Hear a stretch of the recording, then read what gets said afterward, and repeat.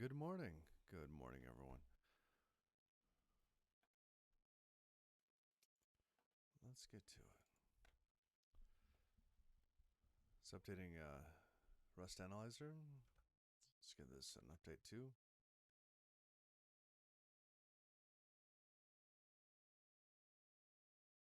Okay, that's that one.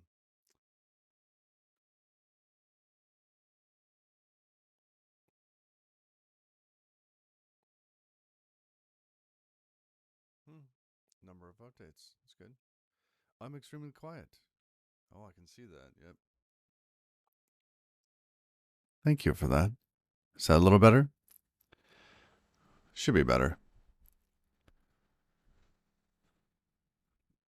Let me see. How are we doing here? Yeah, looks all right over there.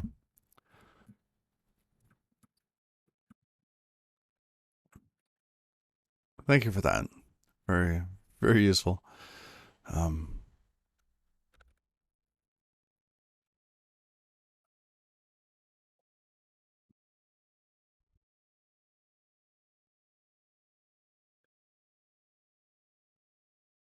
oh, yeah, so today we're going to get into doing. Oops. Uh-oh. No. Hopefully it picks up from where yeah, it picked up. Okay. Let's go into the to-do. User management. That's done well enough for now. I need to get the pages done. So inside of here, we need some sort of durable object that can represent a page, right?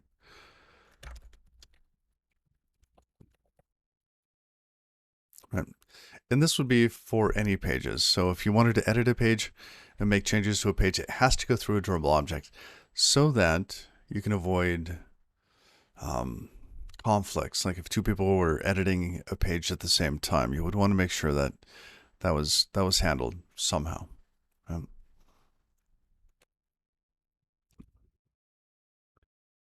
And in this case, it writes to KV. So we're going to be managing those page objects, these pages here, the ones in these directories here. All of these are going to be managed by this durable object.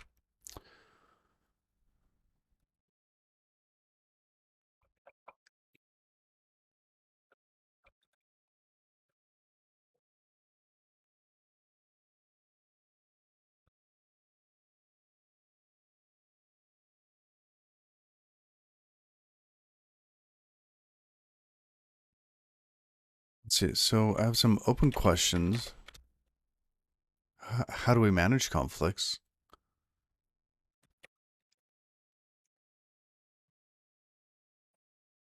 What else? Do we show locks on the page? Do you have to go into edit mode in order to, because this is part of this one.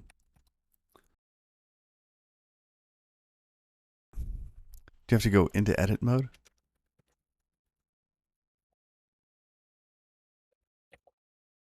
Page locks? Does that make sense? Where if you go into editing a page, you basically lock that for your user, to your user, so that nobody else can go into that at that point. I think that's probably the simplest thing, as it pushes the conflict resolution very, very, very far forward. And then we could even have an override. Right?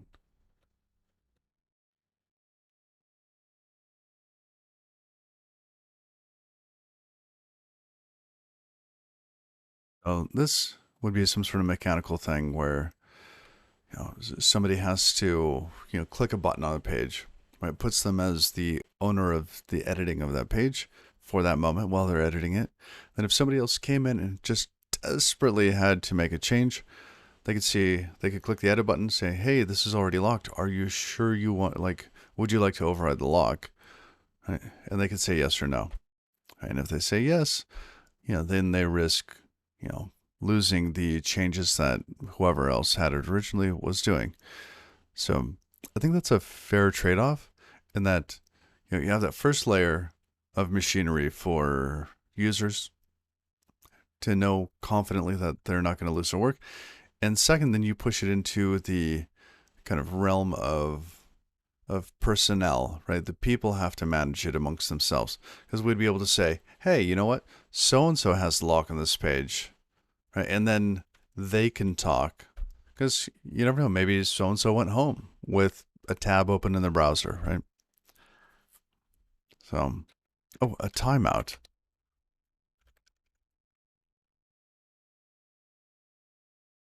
Lock timeouts. Yeah, how long should a lock last for?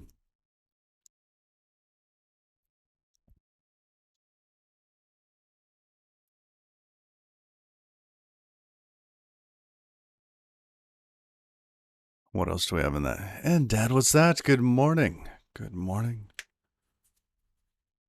Custom merge UI? Yeah. No. You imagine the amount of work required for that? That's I mean, I could see it if it was like if you were working on two different parts of a page because that's a really big page, you know, Web 3.0, make them long. Um I could see that. And what about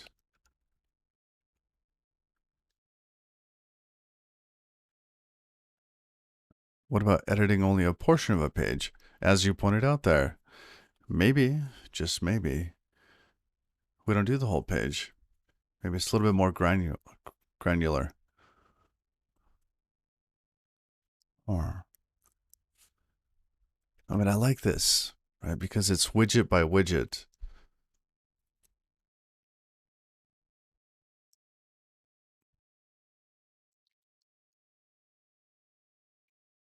That seems pretty nice. Because if you had that, then your lock timeouts could be smaller because you're going to be editing the widget for less time than you would be editing a page. Notifications.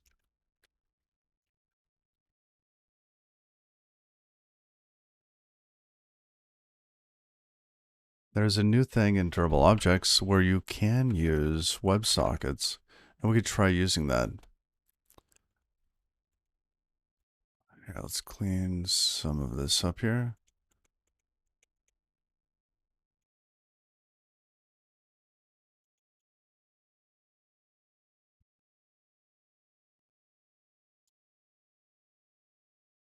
WebSockets.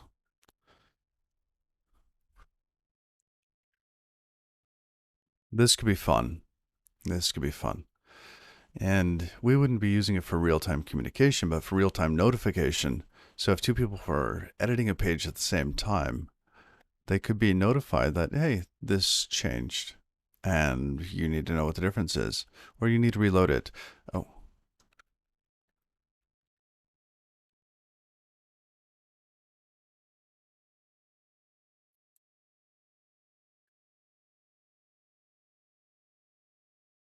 Let's see. When editing, the user always loads from the durable object.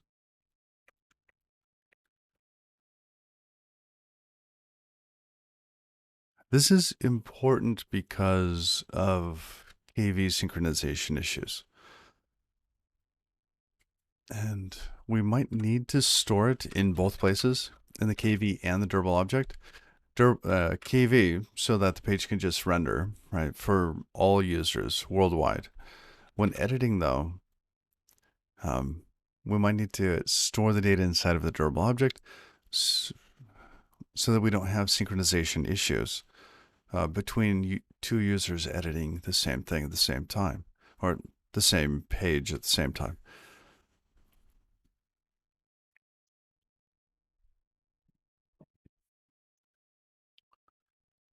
When they're done editing, the change gets committed to KV, right? And because the durable object always has the latest, it can obliterate whatever KV has because it's going to be the sole owner of those values and can just overwrite it. So another question. I guess these are all questions.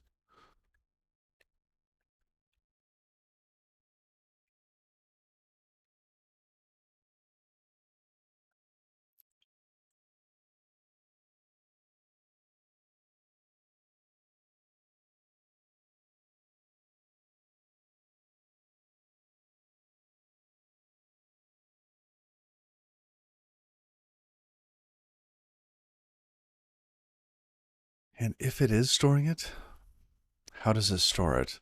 There are some limitations in KV, right? Bigger limitations, or rather, more constrained limitations. If we go to platform and go to limits, verbal object limits, unlimited number of objects, storage per account 10 gigs, storage per class, unlimited per object, key size. Fine, our keys aren't going to be that big, but our value size is only 32K. So we might need to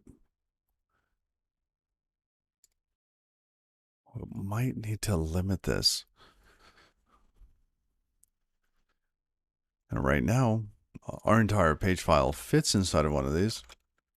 So what's going to be a large one, like this one, right?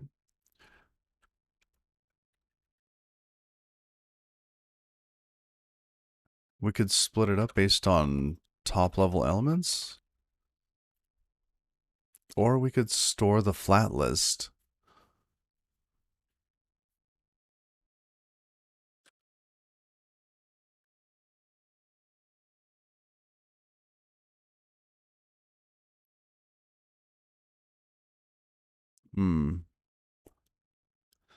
That's interesting. Because if we did that, we'd have to come up with some way of being able to insert things into the tree. Because an edit operation might delete something from one place and add it to another, like a move.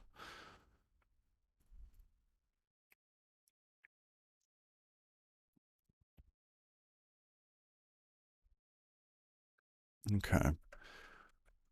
See, if we didn't have that limit and we just toss things right at the KV storage, because KV, their value is much, much larger. KV limits, like the value size, 25 megs, right? It's huge.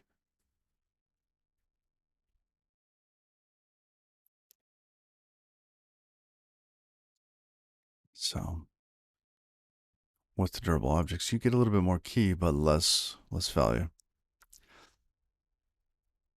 We could store them in a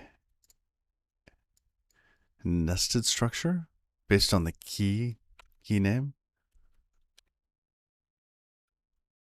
So give these names, and these things would become, oops, what did I just do?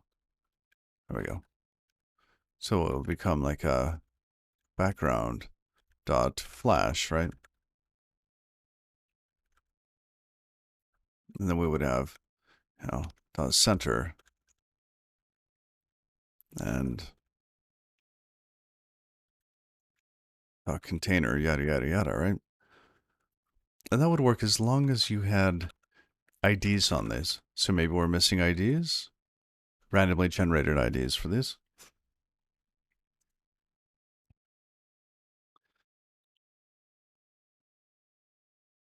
That's a possibility. The other possibility is that we have a structure stored separate from the values.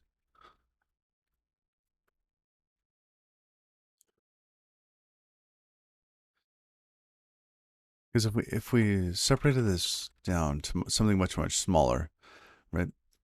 Because we have the helpers, the children, the kind, the props, like all this stuff. What if you separated the structure of this from the data that's contained in the structure? That would actually make it fairly small. And then you can store each one separate. So then we could have two different structures.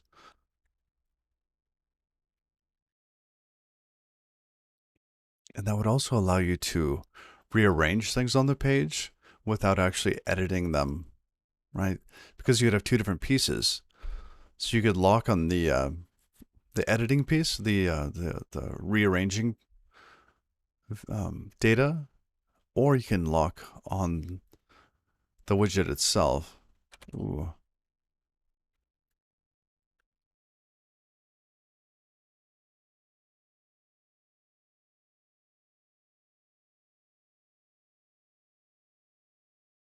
So the structure is separate from the data. It's kind of the brainstorming moment where we figure out how we're going to do all this.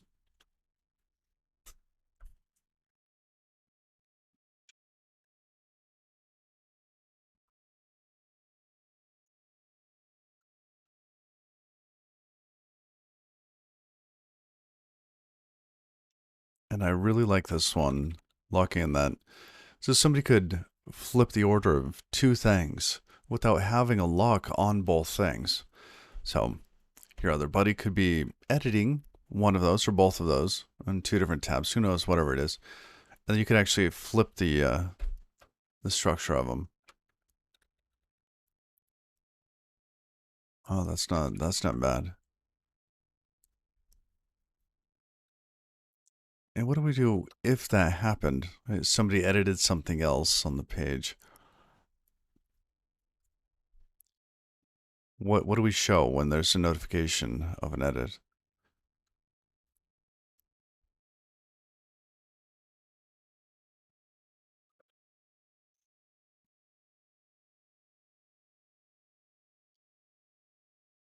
Refresh a portion of a page? Maybe.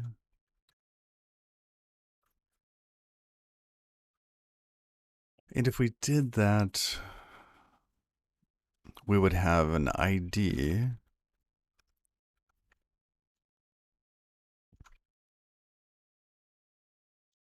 Unique IDs for each element, each node.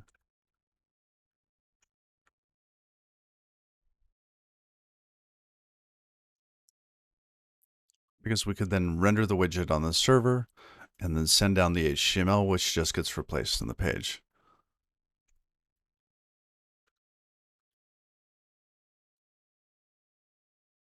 Node ID is a node or a given ID.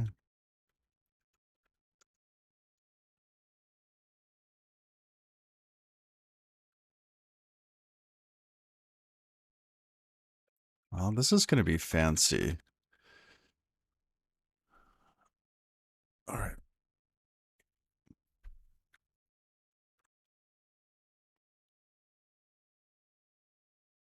I'm not going to say it reads it from KV. I'm going to say it stores the result in KV.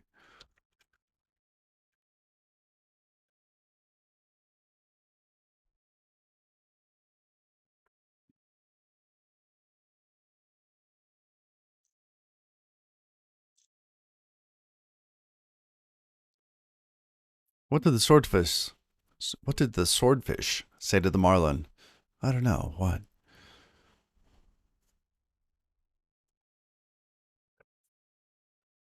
What did the swordfish say to the marlin? You're looking sharp. Huh. Hmm.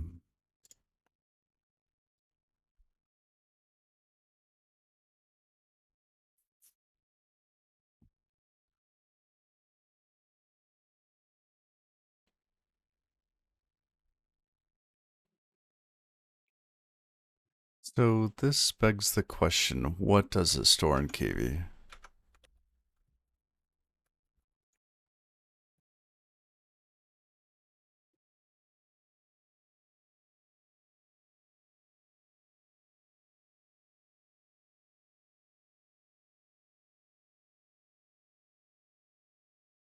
If you were a lumberjack, would you keep track of each tree you fell? If so, would there be logs?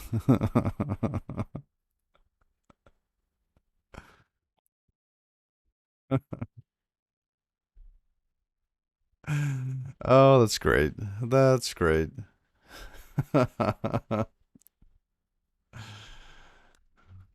Oh, and happy Thursday, everyone. Is it Thursday? It feels it's definitely Thursday. Shout out to my fingers. I can count on all of them.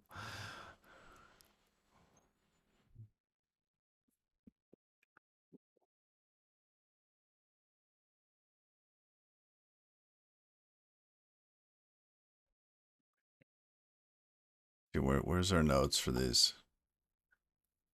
We got some good ones today.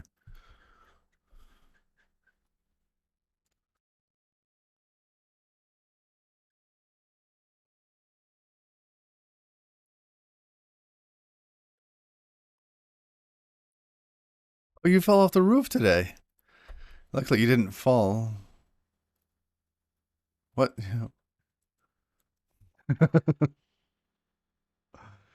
Luckily, you didn't fall when you were on it.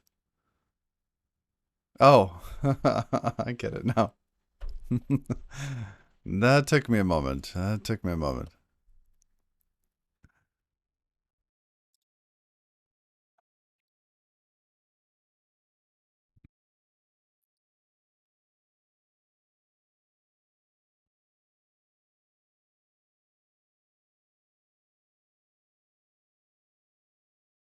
Oh, no, don't do that. Okay. Paste to match style. I don't know. This. Oh, I got the wrong styling.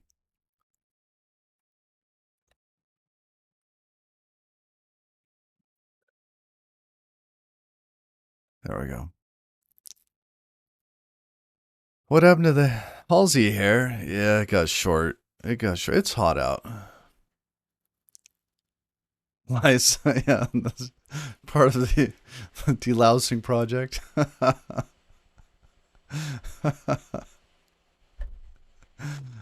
Man, if I ever got lice, I would absolutely shave my head.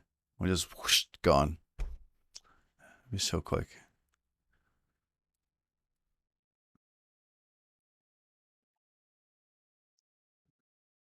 Premium means Prime Gaming. Oh, got it. Want to hear your impression of an extractor fan?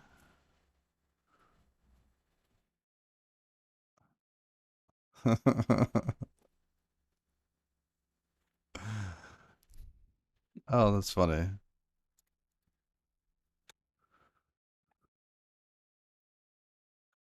Yeah, I just never would.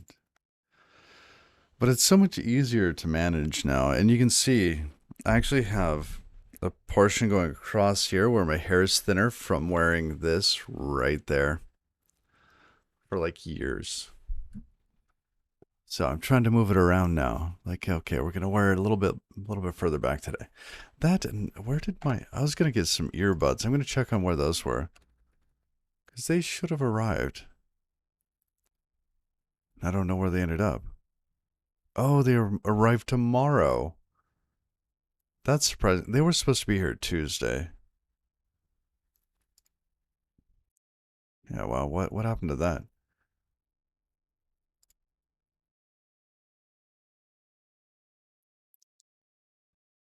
They went through Connecticut?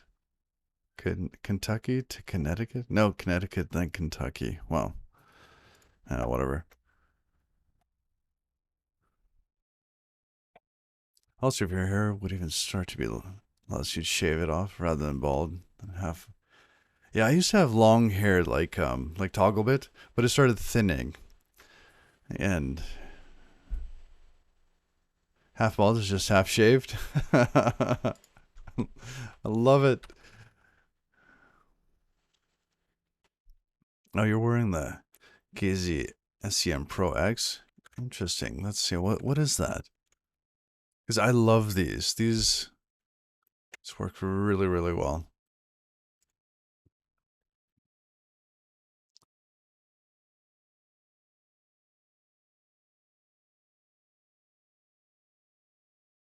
Wow.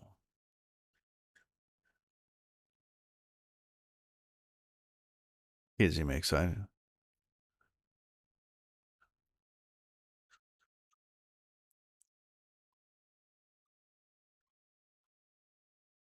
Oh, here, let's click on buy now. What do these run?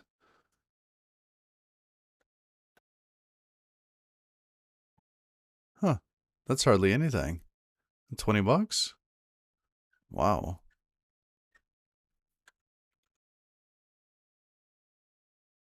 Super balanced, really like him. Nice.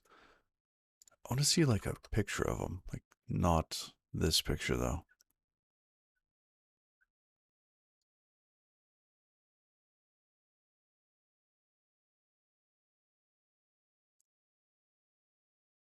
Oh, so they actually have a lanyard, like a cable that goes between them, huh?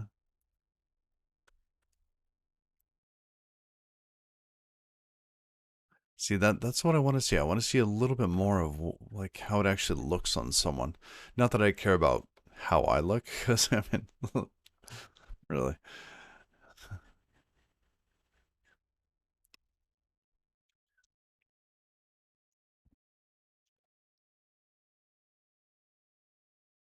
they outperform the Sennheiser items, which are much more expensive.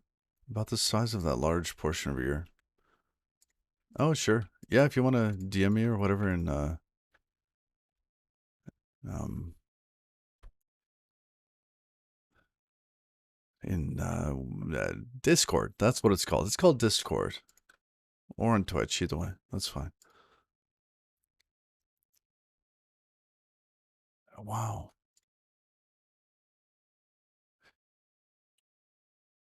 So I saw these, and I had picked up a different one. What did I pick up? I picked up these because I just wanted to try these. I don't know, try them out. Oh, that's on Smile. Let's see. Same link work? Yeah, I just picked up these, and these were 35, but I didn't actually want them to be rechargeable. So I might pick these up instead.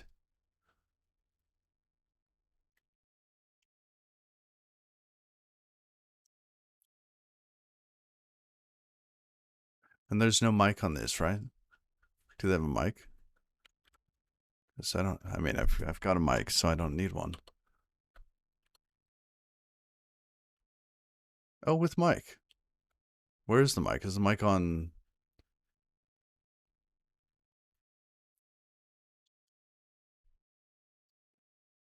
Hey, good morning. Is it a Kiyosakar? With and without mic options. Wow. Huh. It's on the cable. That's cool. CEO Shikar. Shikar. CEO Shikar. Thank you.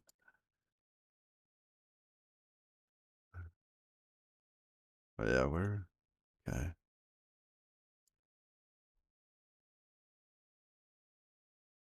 Without mic. With mic. It might be useful for, I mean, with the mic might be useful. Purple without mic.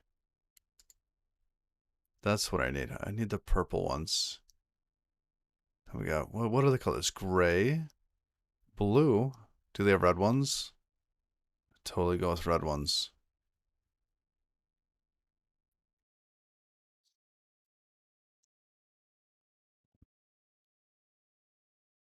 Yeah, the gray ones. I could do that. Oh, I like the color of the chain on that one. Oh, you took a picture. Oh, you are the Stone Cold Man rebranded. Well, welcome. You have a pair of Moondrop Starfields used sometimes. We've been looking to getting some KZ stuff for on the go. Very nice.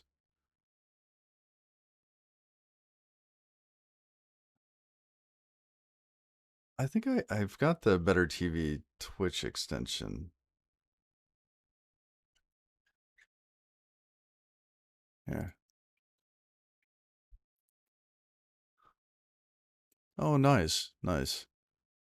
And it's where does the cable split? Is that actually down at the down lower? Where is it? Here, let's come back. So each of these independently, they join as some part, like near the oh, I wish I could point this thing here. Oh, the cables should be interchangeable. Oh, because they got those little plugs at the top. Oh, lovely. Huh, nice. Well, that's handy.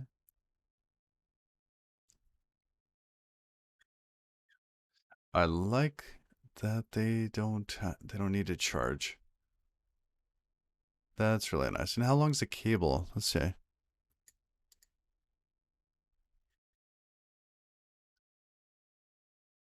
Is it like a meter or something? Hey, Zencron. 6 feet? 2 meter. Wow. Those are long cables for something like that.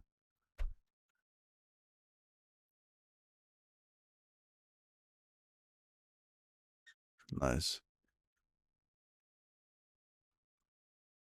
Here, I'm gonna try these out.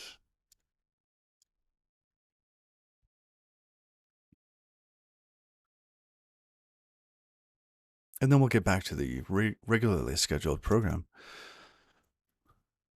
They're in stock. Free delivery by Wednesday, July 21st. So next Wednesday? Okay. That'll give us a week with the chargeable ones, which I think only charge like have like a 6 hour charge on them. The 2.5 and 4.3s are the higher priced ones.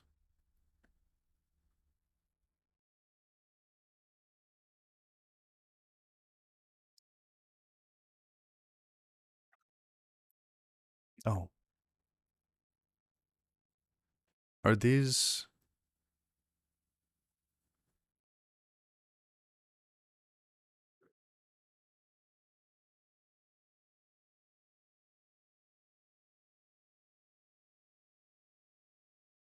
the 2.5s and 4.3? Are you talking millimeter, like the jack size?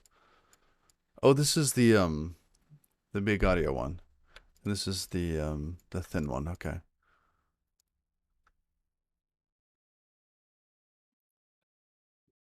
Okay. Nice. All right, we'll try that out.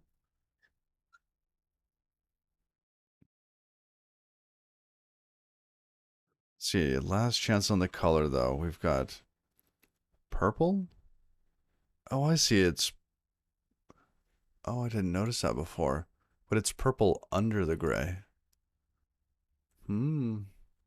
Little blingy.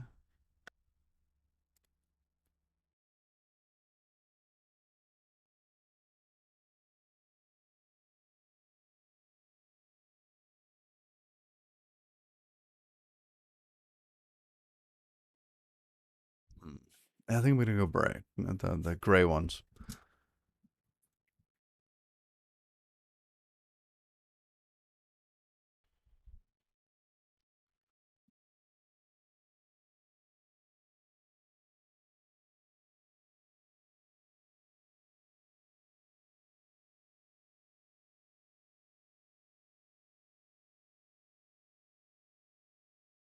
And this gray with mic. What's the specs on that?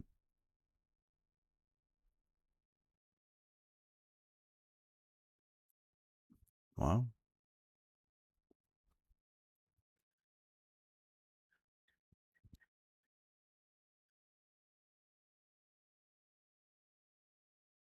Most users do not need a license to operate this wireless microphone system. Is it wireless?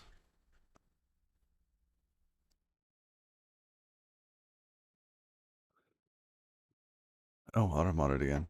Sorry.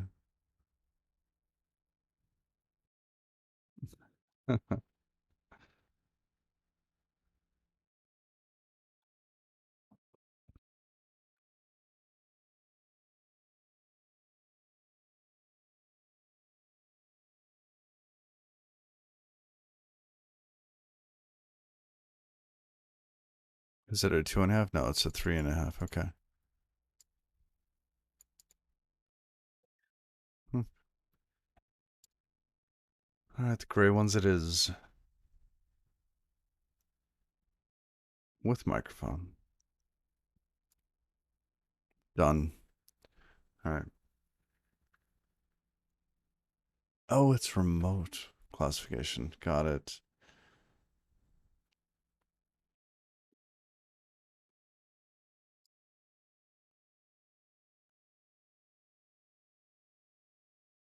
All right.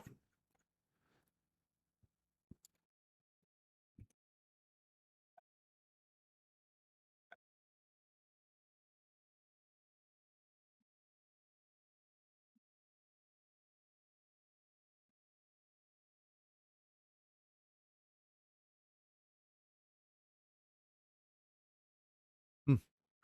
Wait, you could use wireless drivers from them as the cables come off and are standard attachments.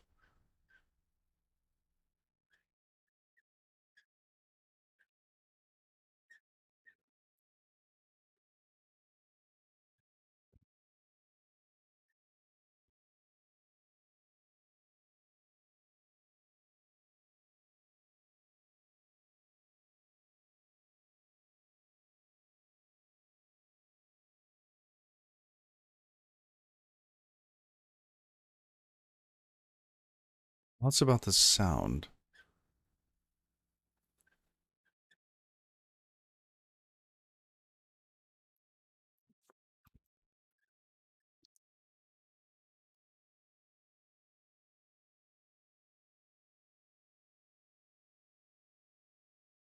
Oh, interesting.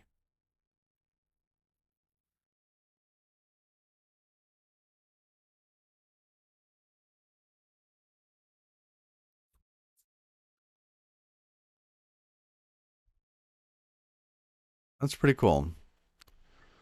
That's pretty cool.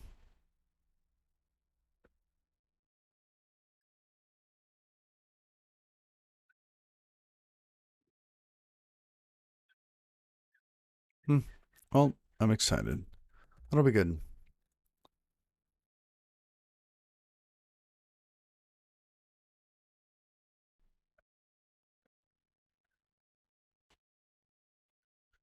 All right. Looking at the ZS10 Pros, half the price. Wow.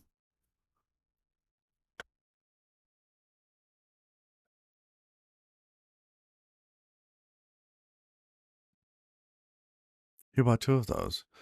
If you live within the U, you can send a pair. Oh, nice.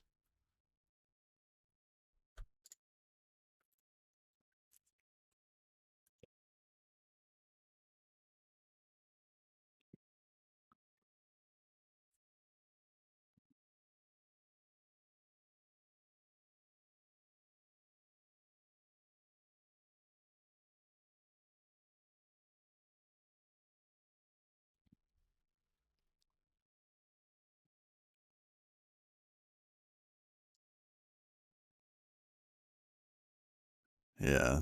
Yeah, cheaper to buy them directly. It's so often the case. So, let's see. This one's interesting because we could actually have the durable object render out something that's static or not, which is pretty cool. That means that whenever we go to actually render the page, it does a lot less work. And then we could probably collapse a bit of the static elements.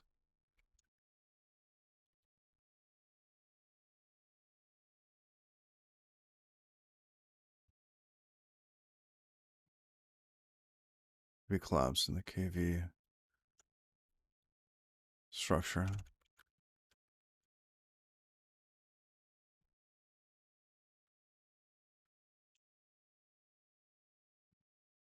Because we're going to have some widgets that you need that little bit of input, right?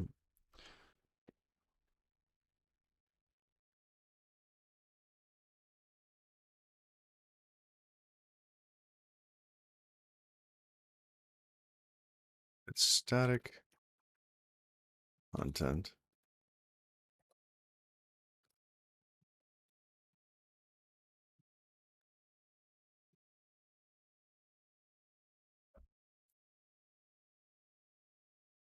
Oh, I like that.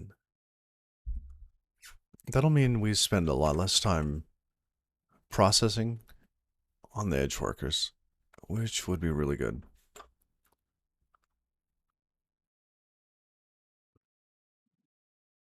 Collapsing also means fewer KV lookups, which is also really good.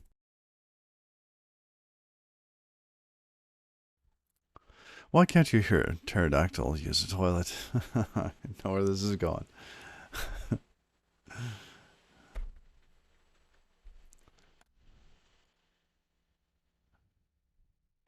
Because the P is silent. Oh, there it is. There it is. Oh, that's funny. All right. Hold on a sec. I'll be right back.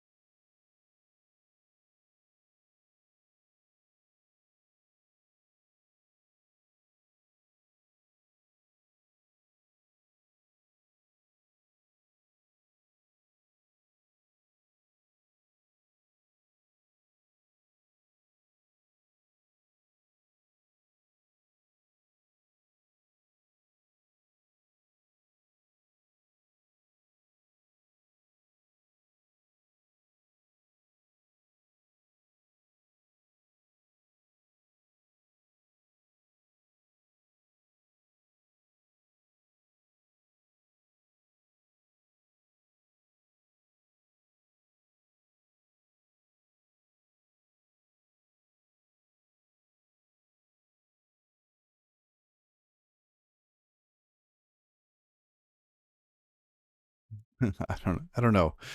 What do you call a paper airplane that can't fly? Thank you.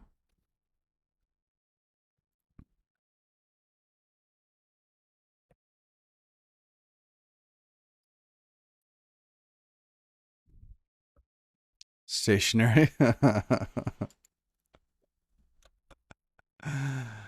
Ah, that's a good one. The kids are going to definitely groan. That's how you know it's a good one.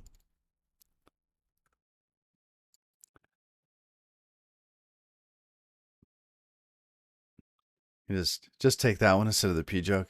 Oh, no. We're doing both. This one here, the kids are, they like dinosaurs and they know pterodactyl has a silent P. That it's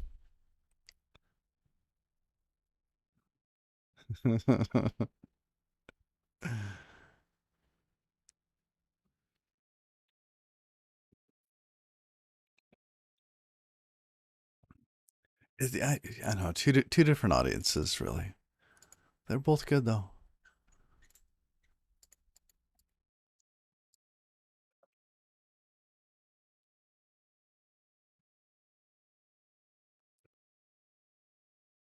Why did the amplifier hum? Answer: it didn't know the words.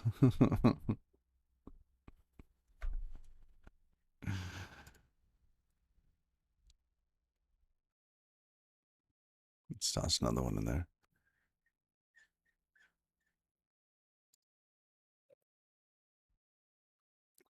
Hey, Schweber, how you doing?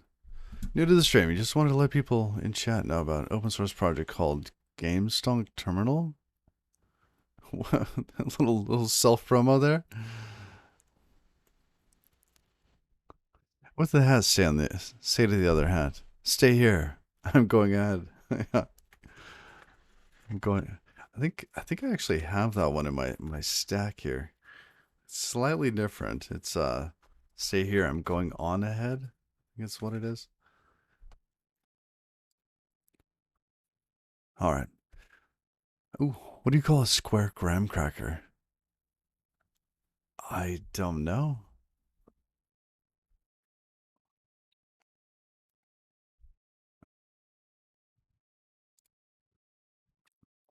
A parallelogram. Oh, absolutely. Absolutely. What if, okay. Hold on. I want to get the square graham cracker.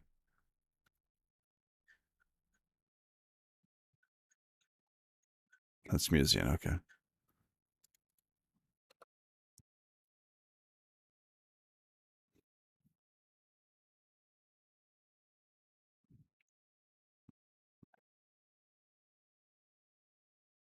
Okay. Oh, this is Neovim here.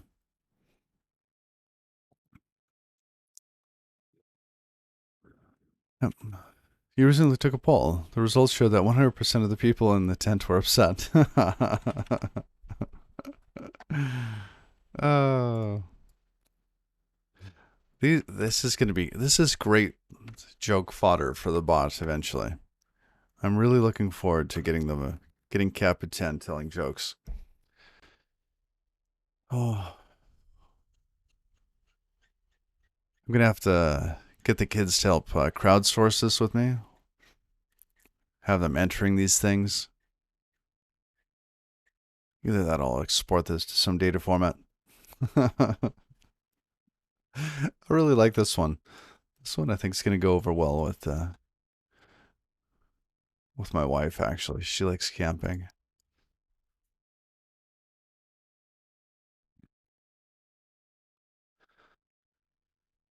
All right. Well, here's the notes we have so far. But in terms of like, how do we know? Like, what's the process? I think the first piece is setting up a durable object. Set up durable object. Um,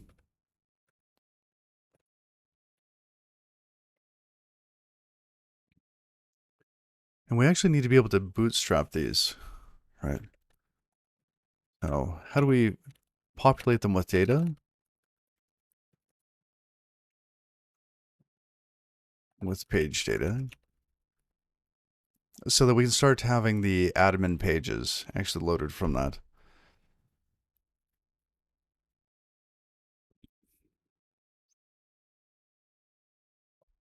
About the color scheme of Macos Monterey. Interesting.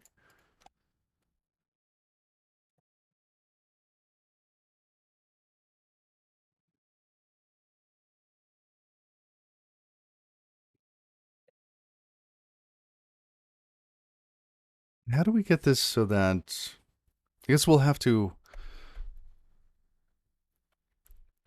So populating the page data is this is going to entail um, posting with with actual data. So we need to get some sort of editing working, right? And what is this going to be? So we are going to need a number of things here. Probably the CRUD operations.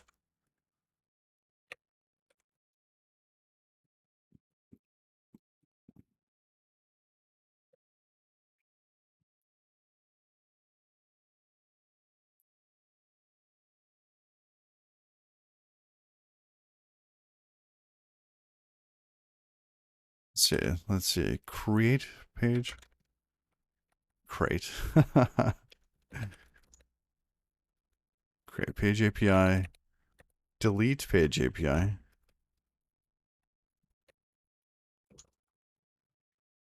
that's for the whole page. Once you have the whole page, right, then we're going to add widget. Create widget API. This is more CRUD API for widgets.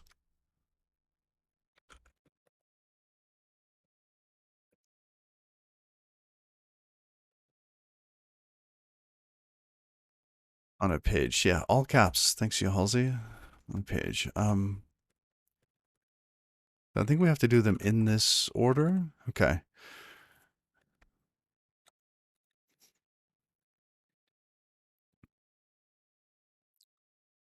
Okay.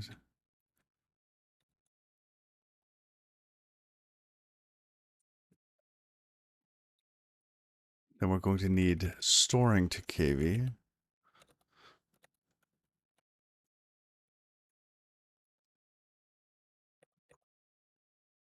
And then eventually we're going to need cron on this. Because eventually there will be things that you could schedule for the future. Like, oh, this widget shows up on this page on this day at this time. So eventually,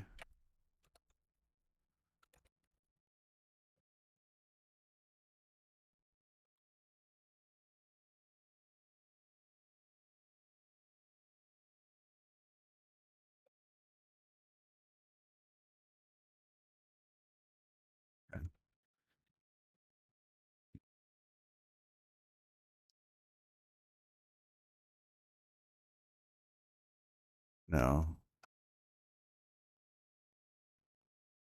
This one here is going to be interesting because we probably want one worker that ends up getting pinged, and it's going to have some way of managing um, what should be notified, right? Because we'll probably have to have a worker that's getting executed against a cron, and that worker is going to have to know information about what and when, so that we're not just setting up a cron for every page worker all the time.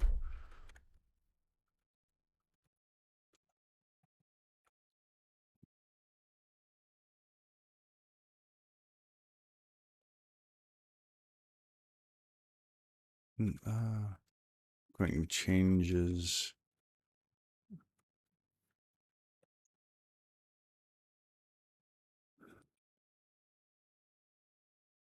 And this is really um,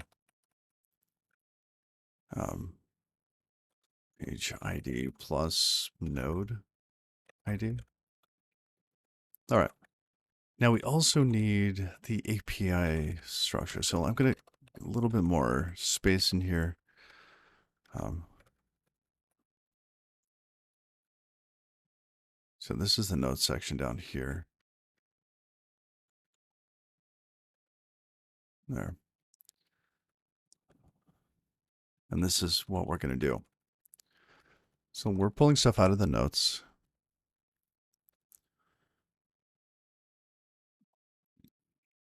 Okay. So we'll need a worker for this, because you can't interact with a durable object directly.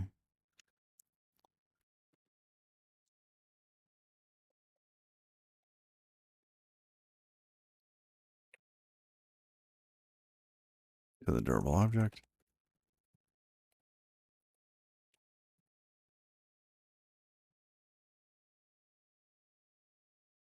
We haven't actually touched KV from a worker yet.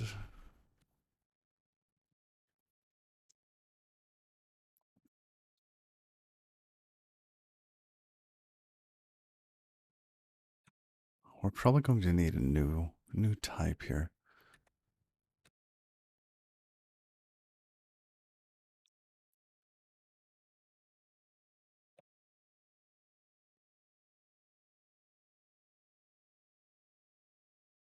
On statics, static content.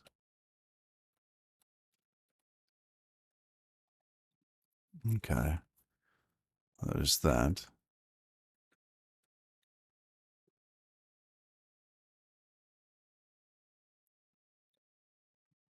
What else should this be?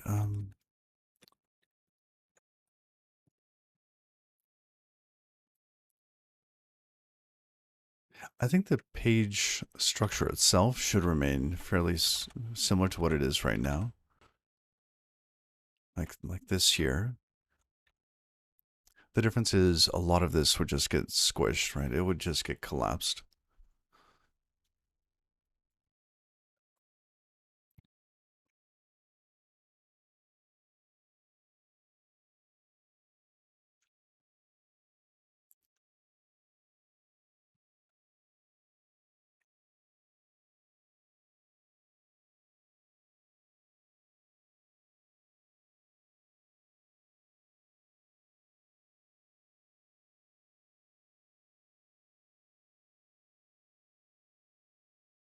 right.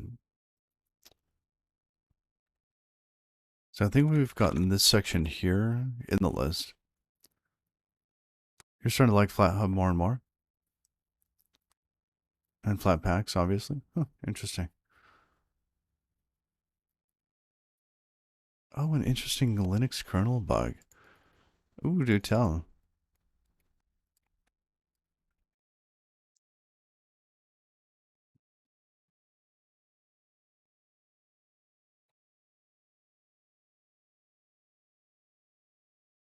We've got that.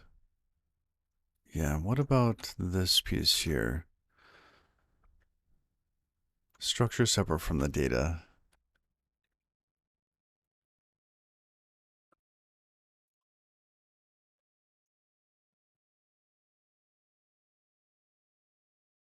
Separate IDs, or should have separate data structures.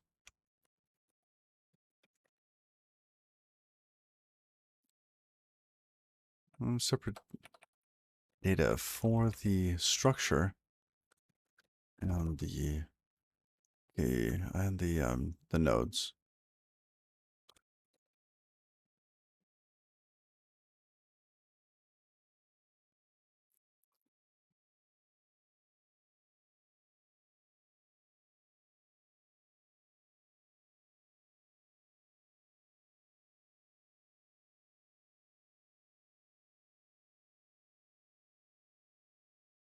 Depending on the Intel GPU, it doesn't wake up from sleep under specific circumstances. Oh,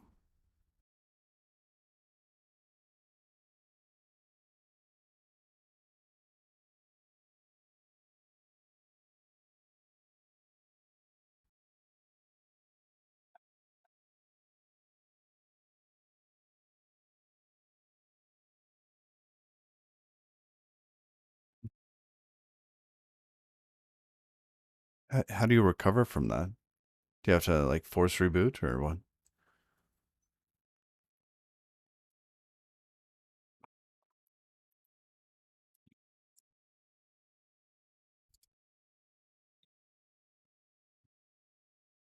I'm doing well, Graticus. Planning out next stages of this project. Durable objects, flat list structure, yep. And the IDs. Let's mention the IDs.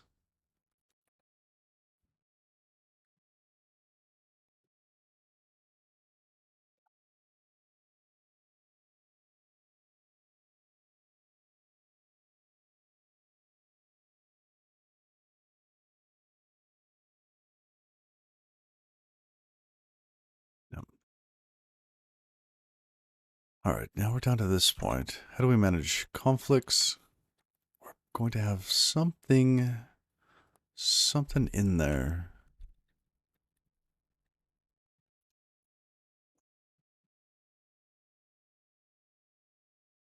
Store locks and key.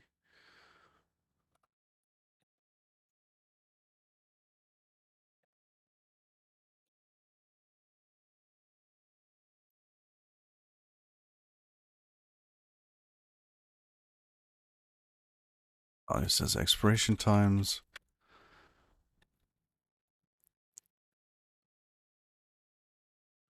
Okay.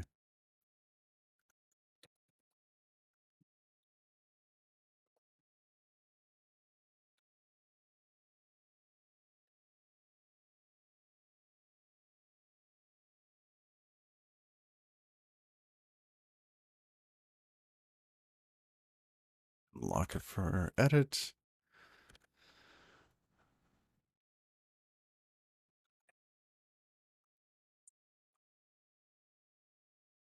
Break lock. And then we get into notification. Did I say that nvim open?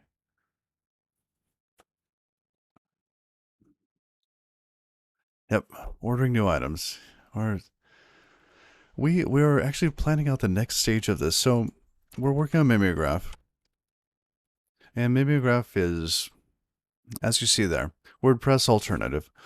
Um, And we're getting to the point where we're starting to be able to edit pages, right? So it's all fresh. We're planning that out at the moment.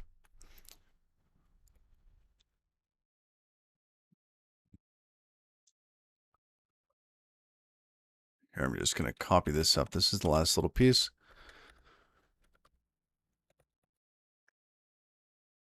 A little bit higher. That goes up here.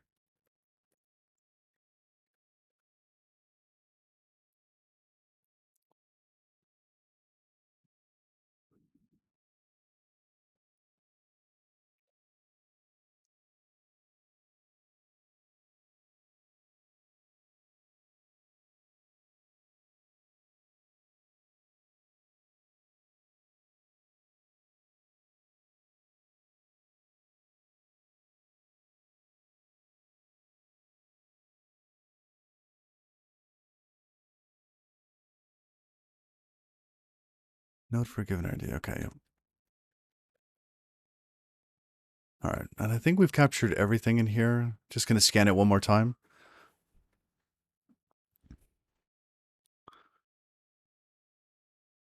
Hey, Jeremy, how you doing? Good morning.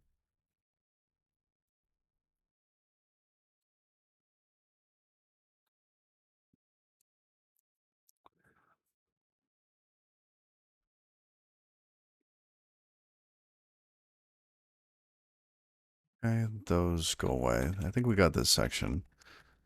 It's done. I'm going to switch to standing up.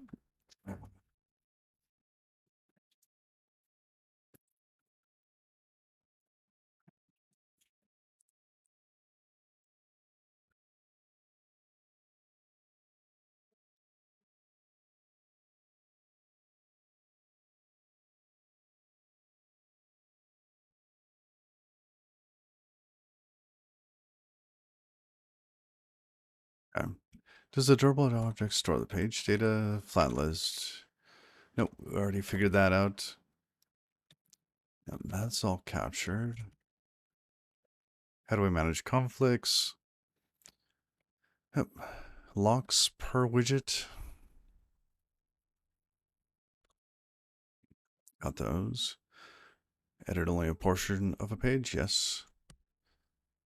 Notification of an edit WebSocket.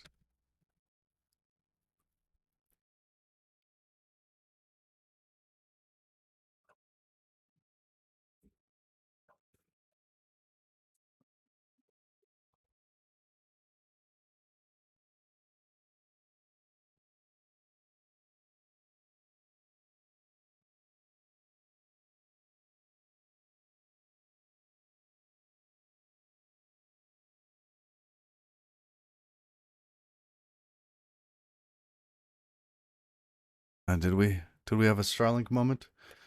I think currently for me, they're supposed to happen every 50 some odd seconds. Um,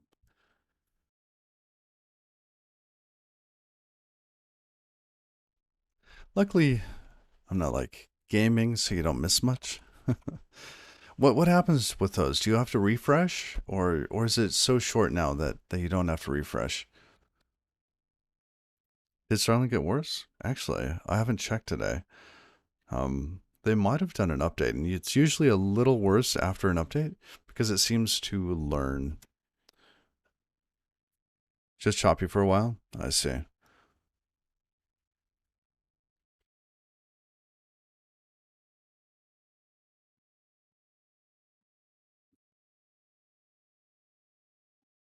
It looks like it's still all there.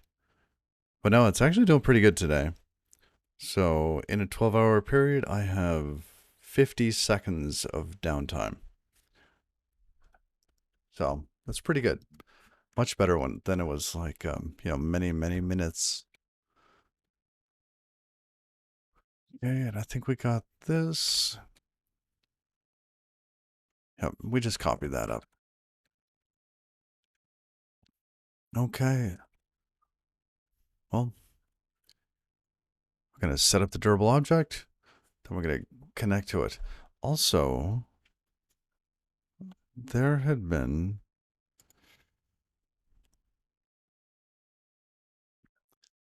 They were doing migration or something in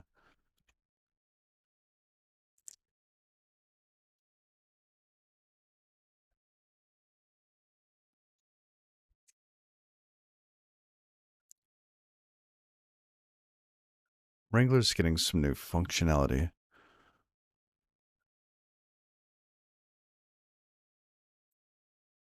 Add test for KV sync for side projects. Huh. What's the change log? I want to see this. See that this is not what we're looking for.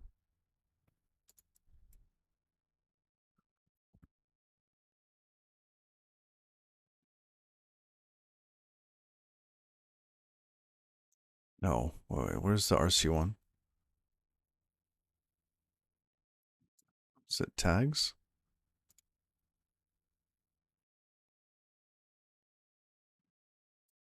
Oh, they didn't update that yet. Drat.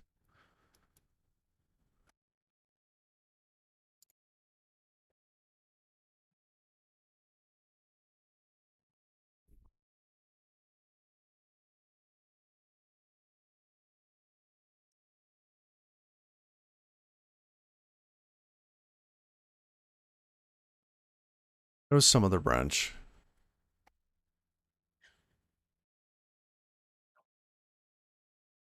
It had to do with migrations.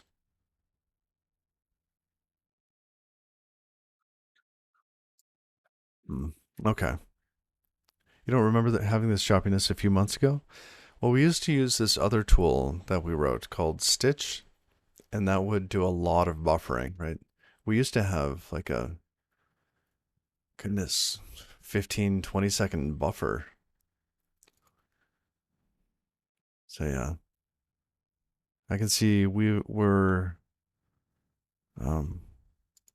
we're currently at 1.7% network drop, but they all happen at the same time. So it's not like sequential or not like random. Like here's a packet, there's a packet loss. It's all at the same time. Oh, did you see that? Or did I forget? There, here, right there.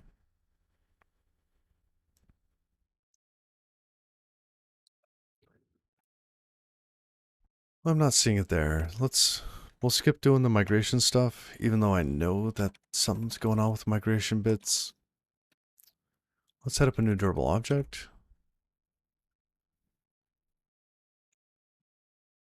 Where is that? That's what do we want to call it? Pages? That we have pages everywhere, right? But it's kind of the page durable object, so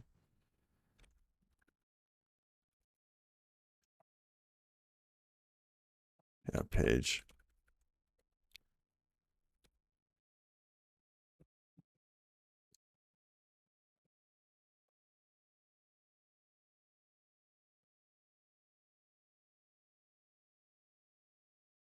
Just gonna have some simple things here. Gonna take out this invalid position for rename. Fine. Oh,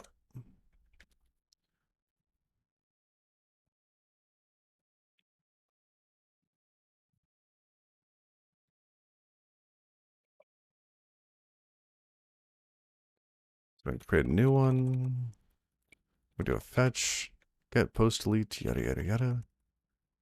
Run routes. Okay. Should we even care about those at the moment?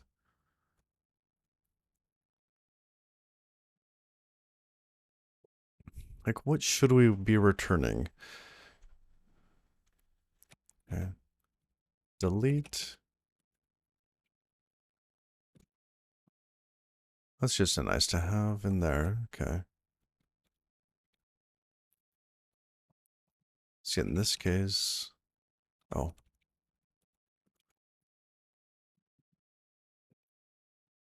we don't need that. We're just deleting ourselves.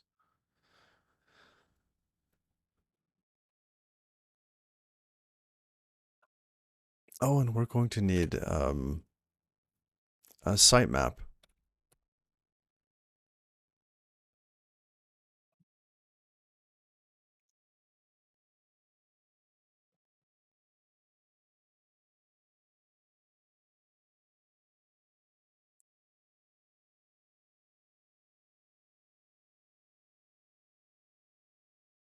Hmm. Yeah, how's that gonna work? That's gonna be a little interesting later.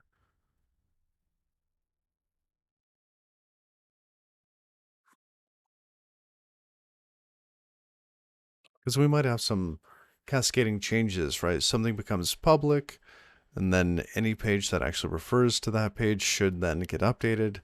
So we're going to have that sitemap so we can cascade things up. Oh, and thank you for that follow.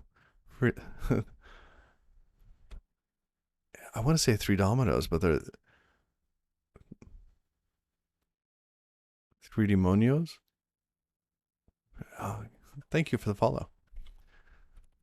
And here, so if we delete it all, yeah, this is pretty much the same thing. Gonna delete all entries.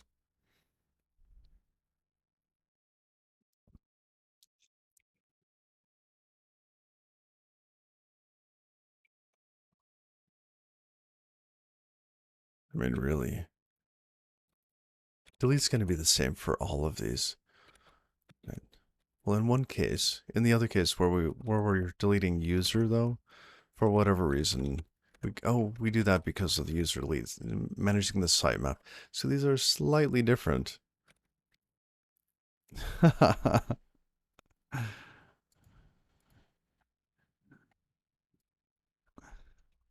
I don't have the music going right now, but I hear it. Now we have archive. Archive's going away. We don't need that for this. Or do we? Do we archive pages and leave them lingering forever? Do they eventually get deleted?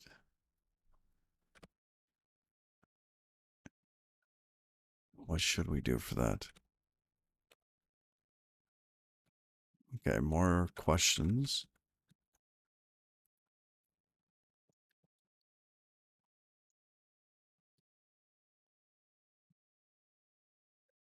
Hmm.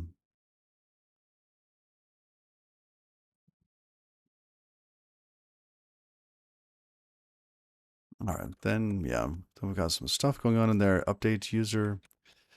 This was just called from two different places or one place, which we don't have to do here. Just gonna get rid of some of that. New user. Yeah. Bye-bye.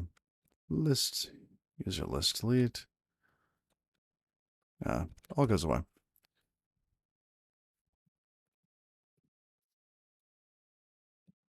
Okay, so we've got our page object. We've got this.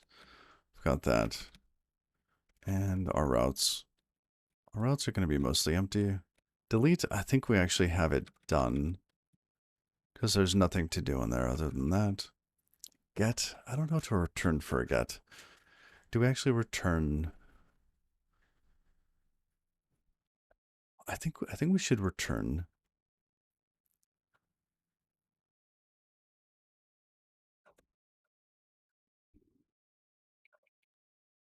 Basically something that's a little bit more fresh.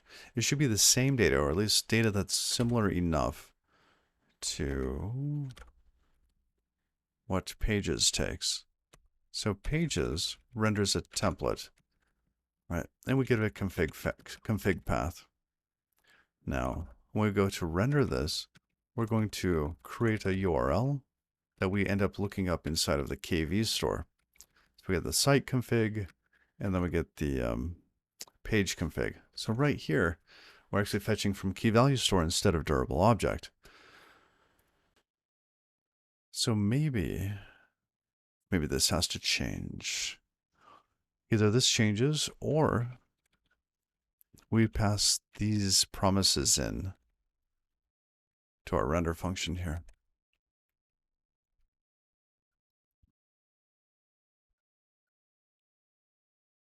Because if we pass those in instead of the page config here, we'll give the controller access to know what needs to be rendered.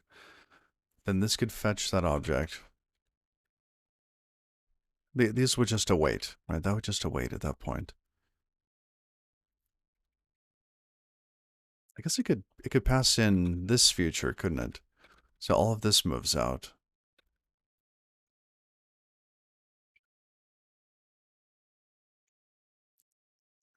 Yeah.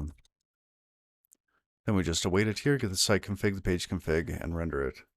Okay, so who calls this? How many?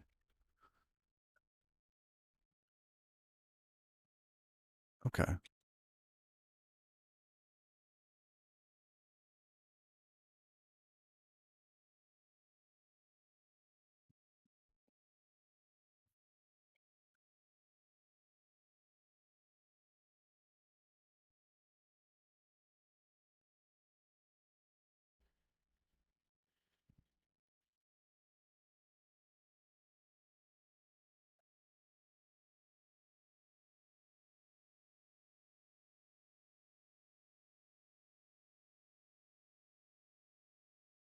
I think I want two different objects that know how to fetch these things. Basically, we have the KV fetcher, and then we have the durable object fetcher.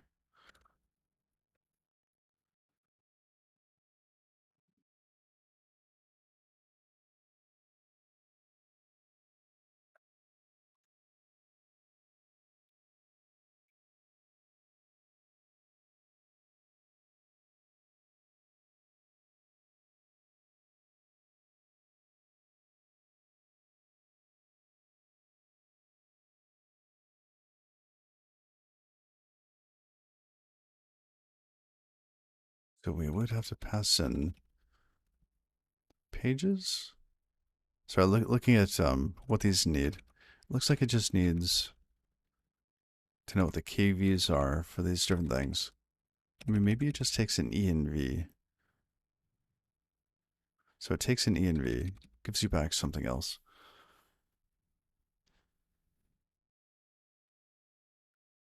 Could set up a little trait.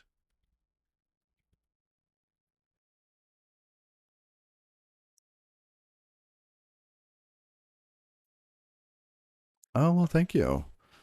Good morning. UltraHal1. How you doing?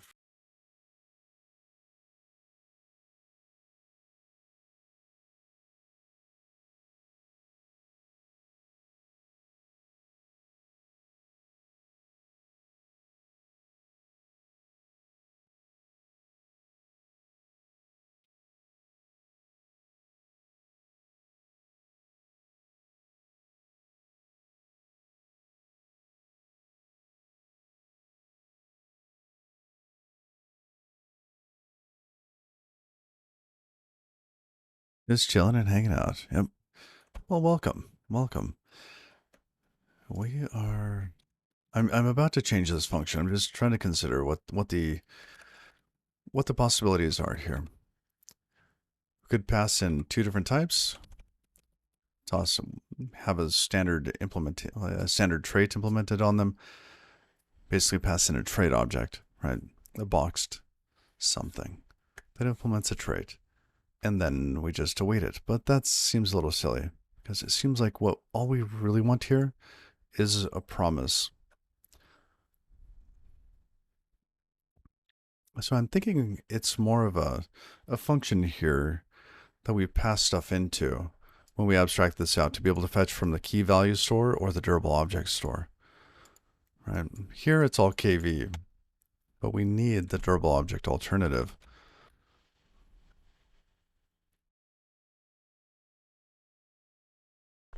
Hi, really supposed to be coding? Yeah, I got that coming up soon too. Not the hooky part, but the coding part. Okay, so what do we have here? Let's just set up a function. Function fetch KV.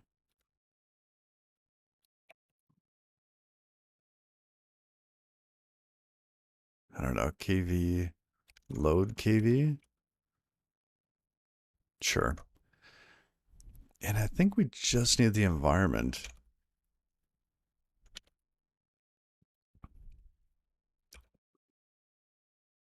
We need the create env there. A reference to it, I believe. And we will return a promise. Basically this promise here.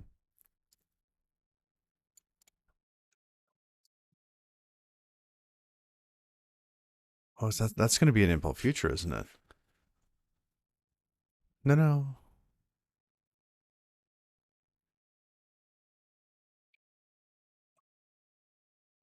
Oh, it is.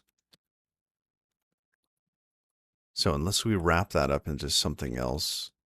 No, no, that join, it has a concrete time. It has a join type. Yeah. Perfect. Okay, so we might want to type alias for that. But then those features are going to be different than these other ones, aren't they? Because this here, this fetch, what does this actually return? It's a JS future. Oh, oh, we might luck out because JS future. Oh wow. Okay. Yep. That'll be a join. Yep. Future join. Yeah, we need some arguments on this, some generic type info. And this goes away. We need to await stuff there.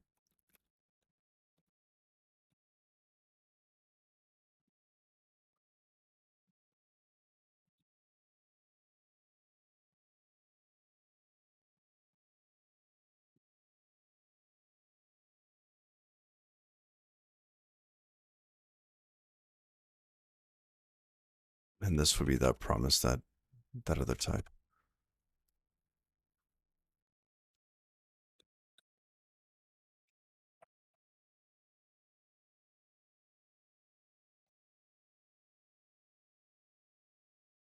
To join something.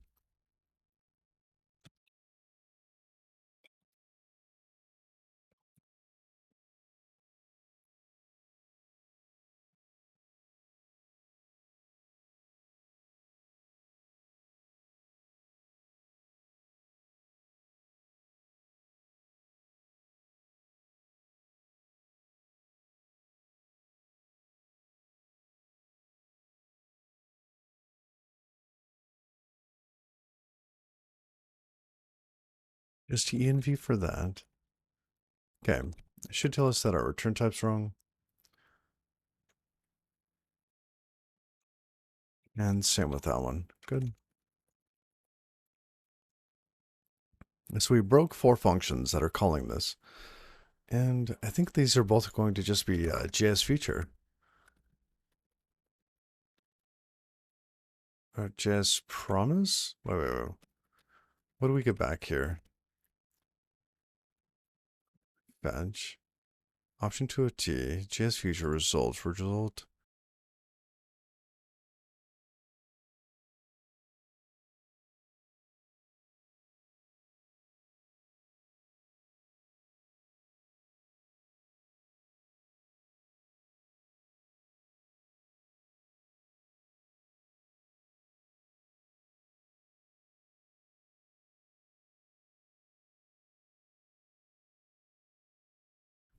Give it a different type. Yep. Up to user, new user. Yep. Ignore those.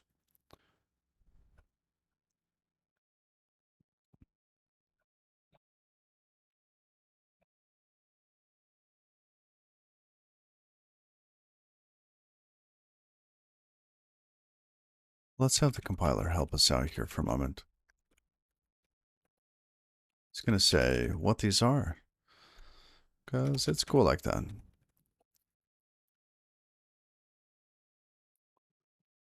No?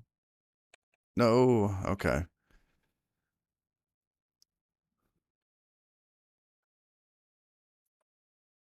Actually, why didn't it show us? Here's not found. Fine. Some warnings. Okay. Join.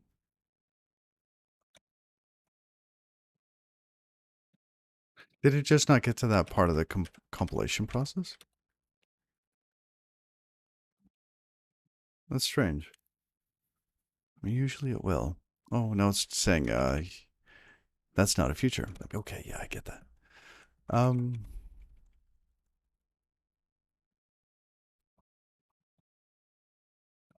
I know, I'm trying to shoehorn this in there. Because other things actually use KV fetch. Well, actually not that much, huh? Setup does.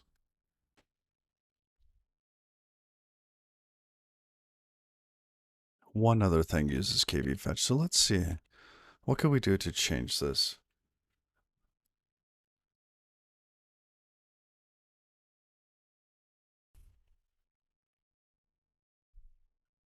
So in this case, we end up doing the dine into afterwards. We do the get with options. So we want a specific kind.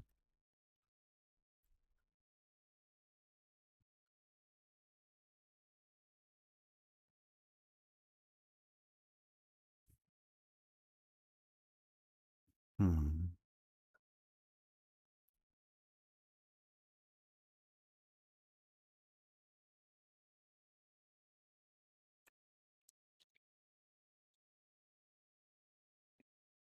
Where's this one used? Yeah, in one place. For the statics. Well,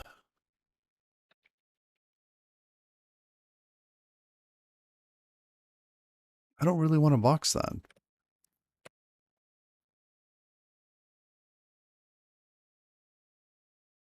I guess we'd box this one instead of boxing both of them.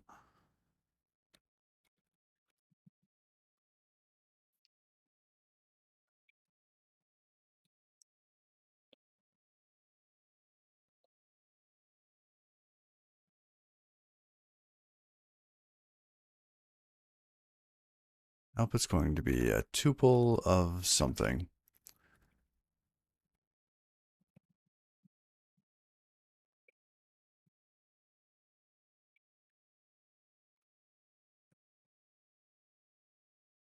How do you do,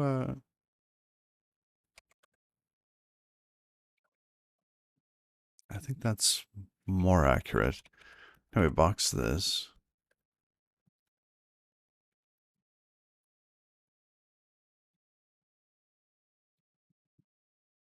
So now it impulse future. Future can get that.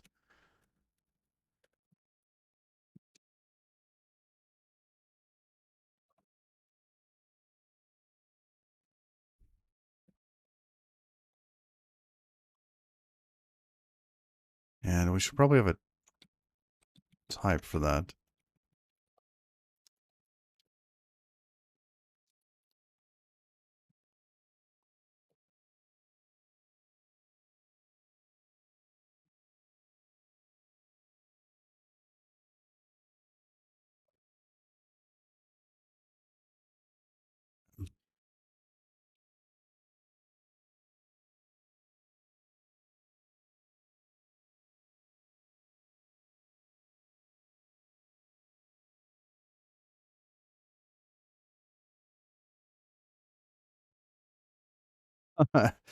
Macos's keyboard behavior screwed you for life? How so? How so? Yeah, now these are both options to an object.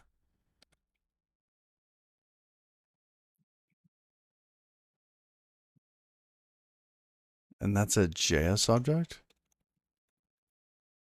Yeah, JSys object. Okay.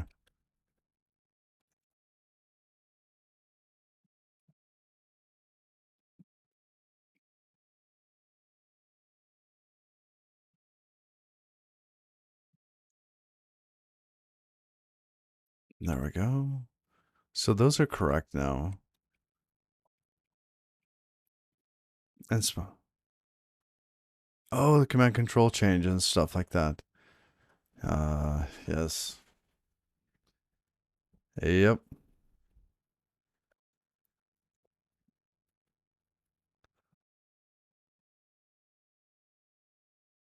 All right.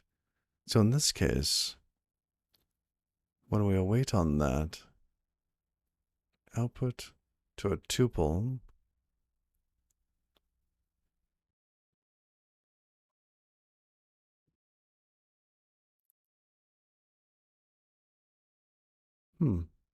It really has to be pinned?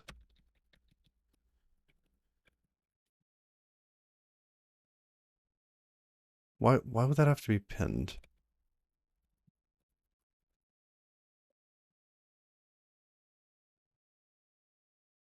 Because we can't move it.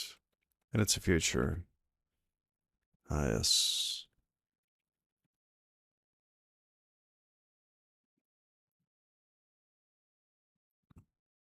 All right. So we're going to do that. Let's make sure the rest of this works. So who else calls this function, or who used to call this function? Here.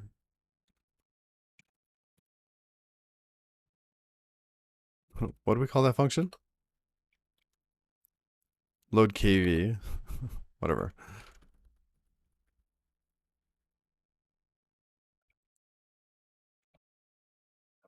And that's going to be this string here.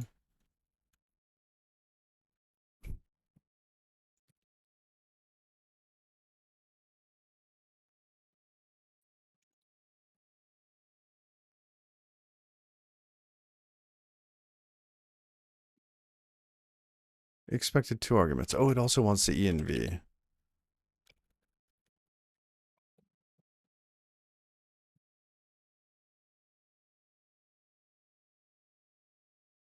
Oh, the screenshot stuff, yes.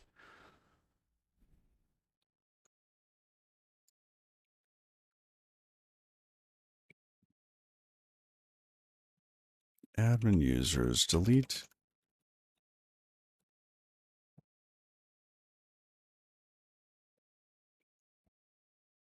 Okay. There we go.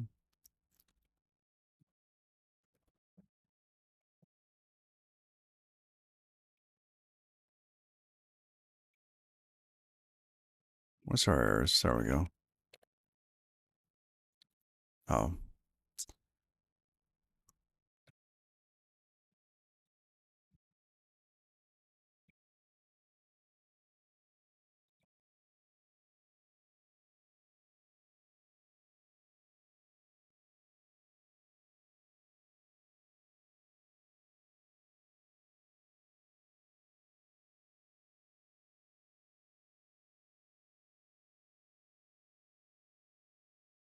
You're running the Elementary OS 6 beta. Change a lot of things so that it works for you now. Nice. Very nice.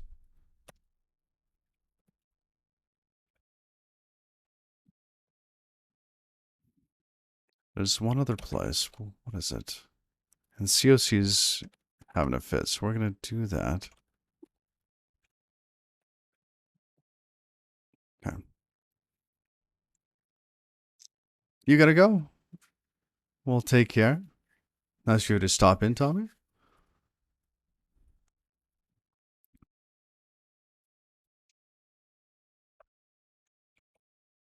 Okay.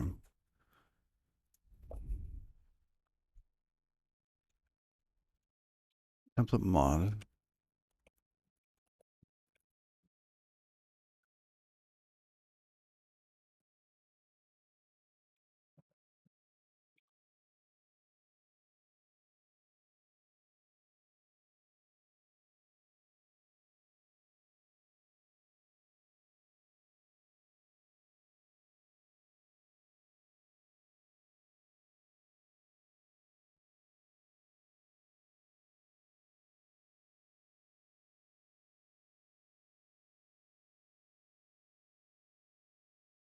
All right. Now, the previous one works. Yay.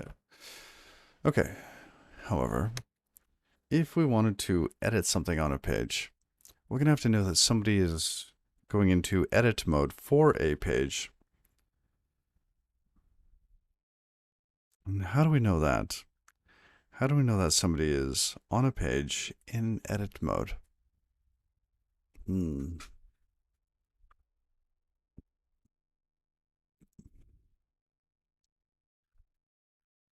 We could change the URL a bit. You know, maybe we extend this to have some other sort of mode. Um, you know, maybe have like /edit or something like that.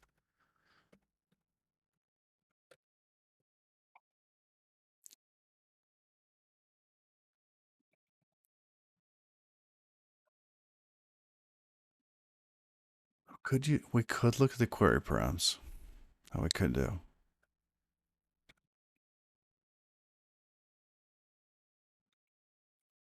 Is the event path for our stuff? See, that's a trait.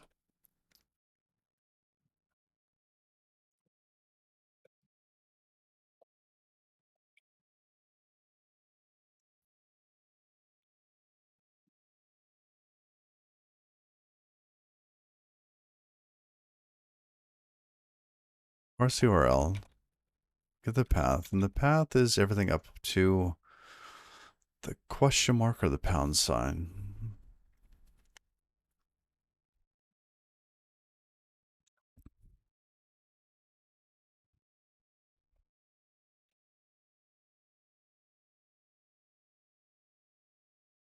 So, what would be a good idea for this?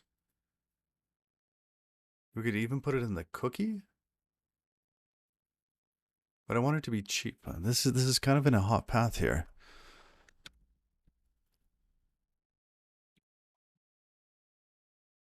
So if we can be as cheap as possible, that would be really nice.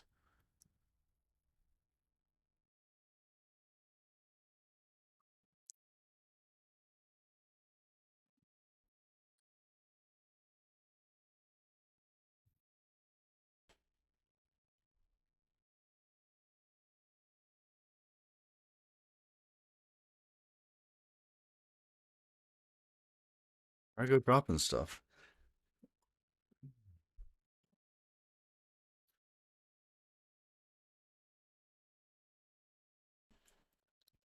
I'm guessing a cookie is going to be pretty inexpensive here. A little check on the cookies. It does mean that for every request, we're going to parse the cookies.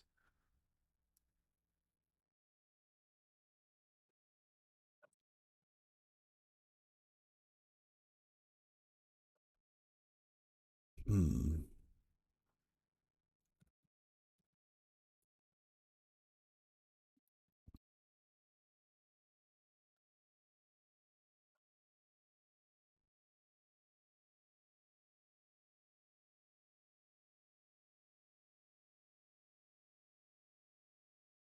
I mean, the best way would be to have a different URL for that, right? But if we change the URL, like say edit /*, right? For the case where we are editing, then all of the relative paths break. And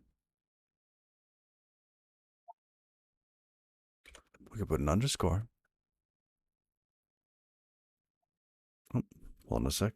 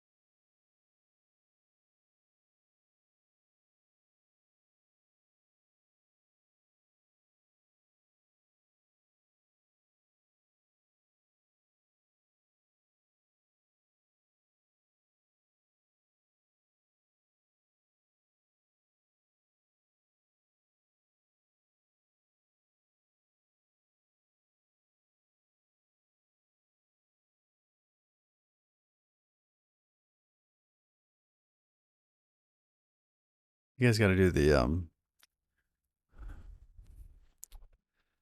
Mystery Science Theater 3000, like the little guys to the bottom. So we could do edits, like something like that. Hey, Signet for dinner. How's it going? How are you?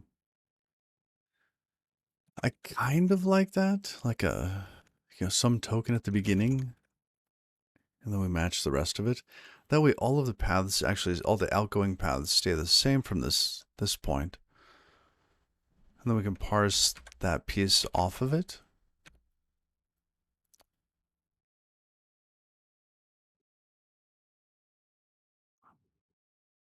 I'm not sure I follow. You're doing an internship?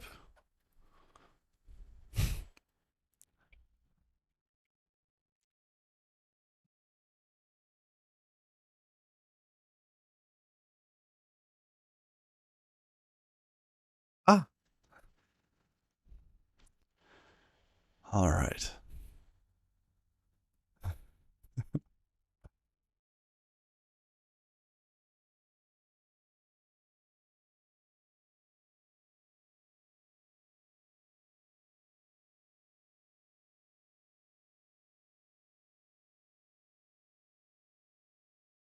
What can we use exclamation marks in URLs?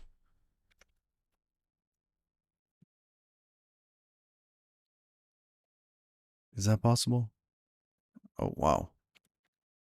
What are valid keys? URL.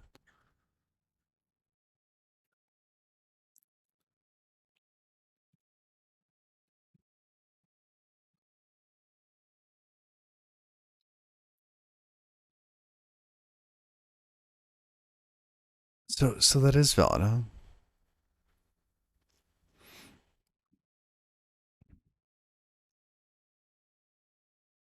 Here's well, I just need the answer. Um, URL RFC. I mean, if we could get like the tools. Okay, here we go.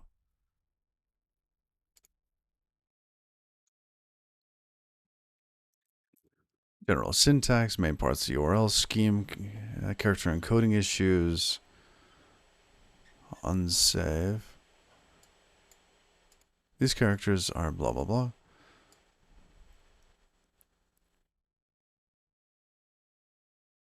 The characters left and right bracket are unsafe. The quote mark is used to delimit URLs in some systems. Okay. Reserved. Well, it's not reserved. Only alphanumerics, the special characters, these, and reserved characters used for their reserved purposes may be used unencoded within a URL. Okay, so yes, exclamation is there. So we could use that. Be like, hey, if it's got a bang in the front of it, because we could just reserve that otherwise.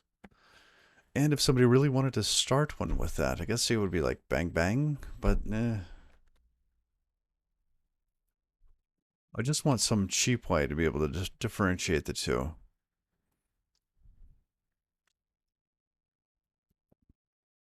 Oh, lots of people. Lots and lots. Oh,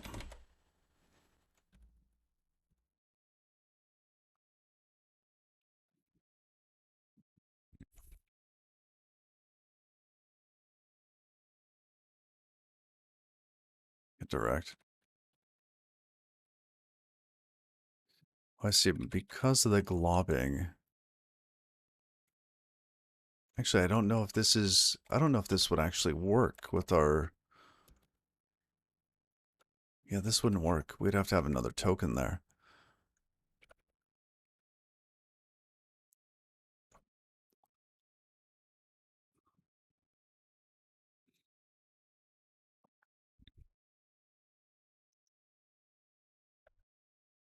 Yeah.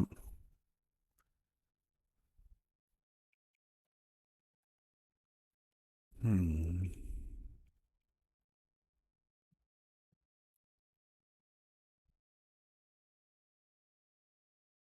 I don't know. I'm struggling with this one. It's because the glob isn't going to work, right? The glob that we have. Can I jump to that? No.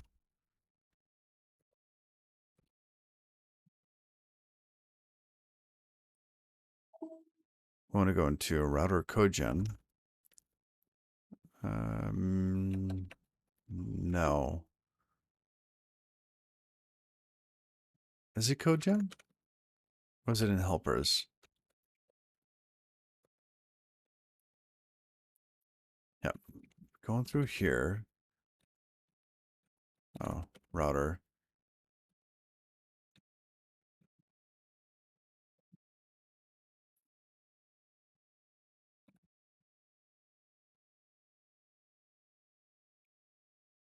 Here. Here's a glob.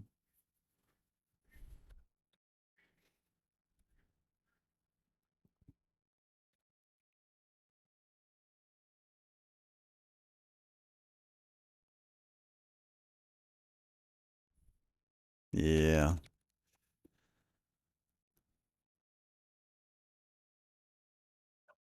Am I the best one? No, actually, Musean's better than I am.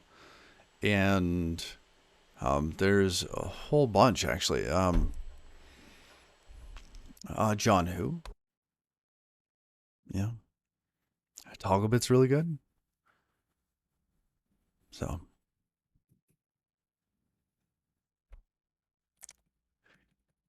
that if I ever got to the point where I even thought I was the best programmer on Twitch, I would never say so.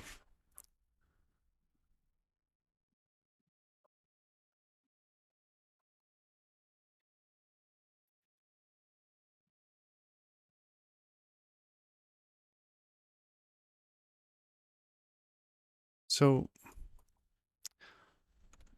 yeah, basically, it's got to be its own section. Wildcard, glob, all that. It's got to be on its own.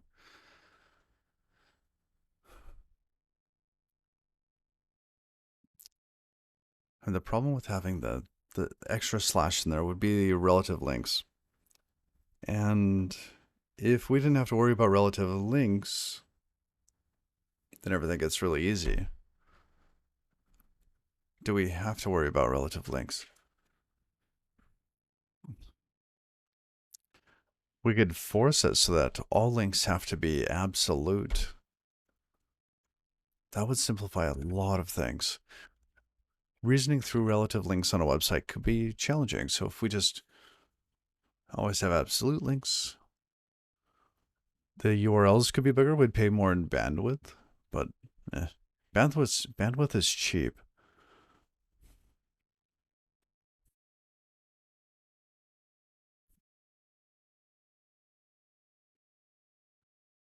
Goldman Sachs? I don't know. I don't really have a thought on that.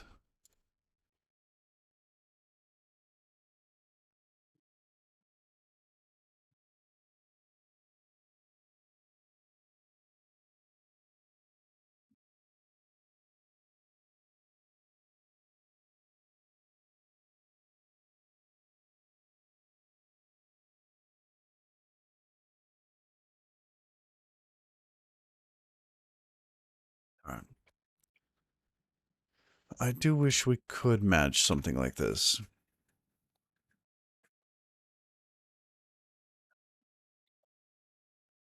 We'd have to break this down though. And our segments would be a little bit more special.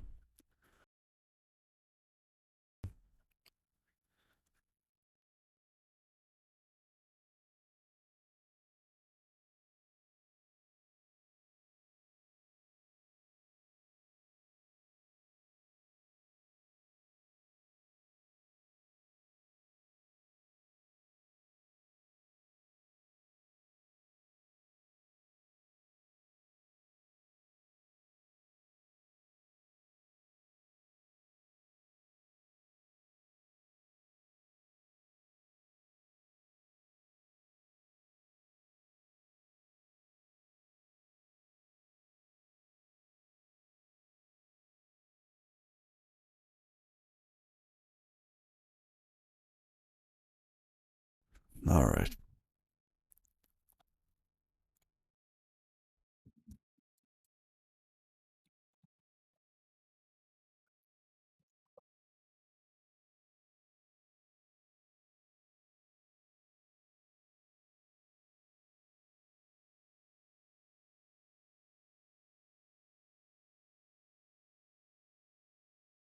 Oh, on Twitch is Clippy.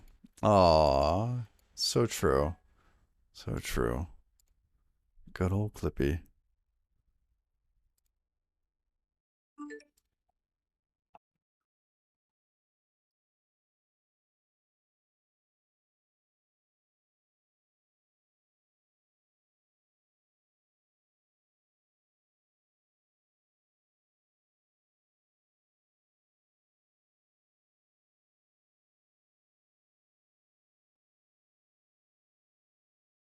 I don't know. I don't know what I want to do here. If we did see a glob pattern in there, for any of these, we could say that we want to match more, but that means a lot more code for this. We're trying to keep this super simple. And I think extending this actually goes against that.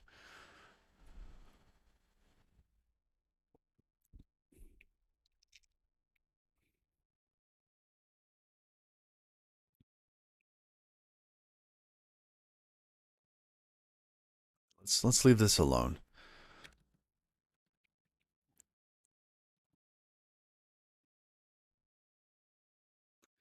The one thing that I did want though was the ability to put a slash something something on the end.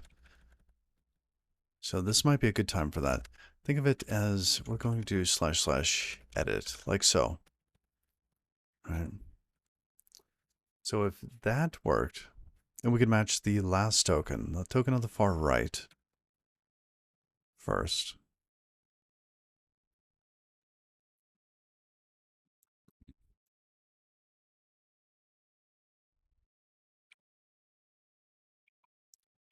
So what would that look like? So if we came through here, we were saying, oh, you know what? We want to make this URI path to segments.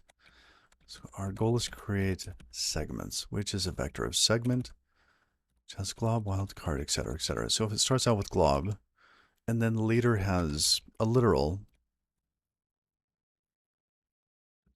we basically have to parse it from the right side going left, right? Like you could start with a glob.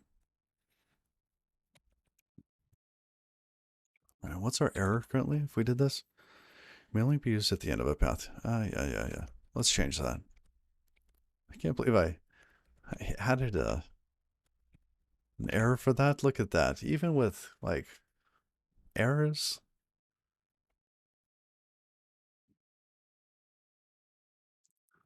Morning, Indie Monkey.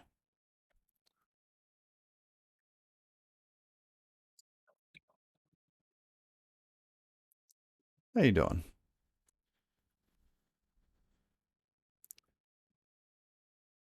They even use Erlang internally. Erlang's a great tech.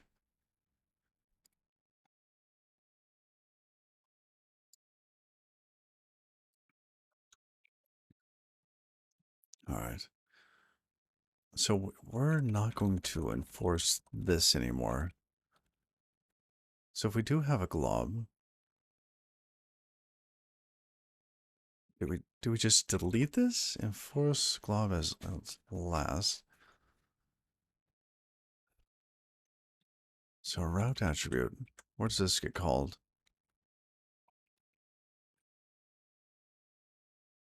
Nowhere. Oh, there it is. Okay, so that's actually called directly from there. Got our static stir, token stream, token stream. Okay, great. We have the method. So we're parsing. It's actually parsing this here. So you get the method, and this is the proc macro.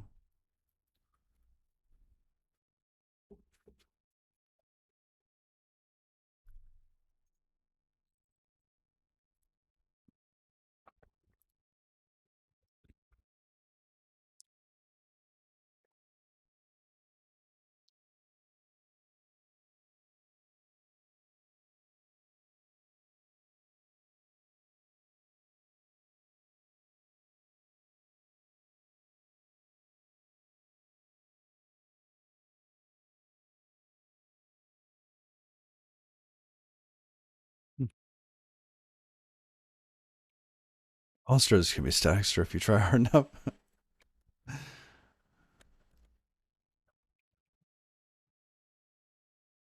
I think I did that just because that's what it ended up being. I guess we don't really need that, do we?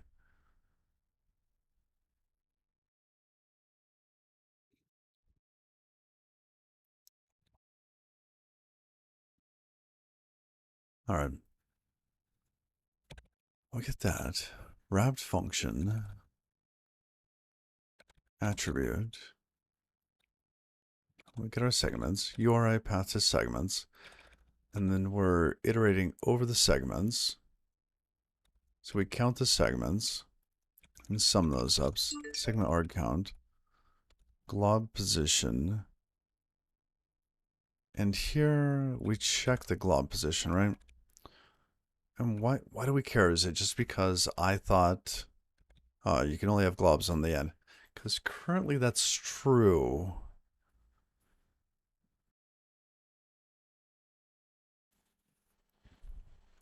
Currently glob has to be the last thing. I think we're going to change it so it has to be the last thing or the first thing. So it has to be at the beginning or the end. Lifetime will be inferred. Yeah. Or something with covariance. Static stir is a stir, but it's a stir with lifetime of A, but a stir, I don't know, an A stir isn't a static stir, right? Right. That makes sense.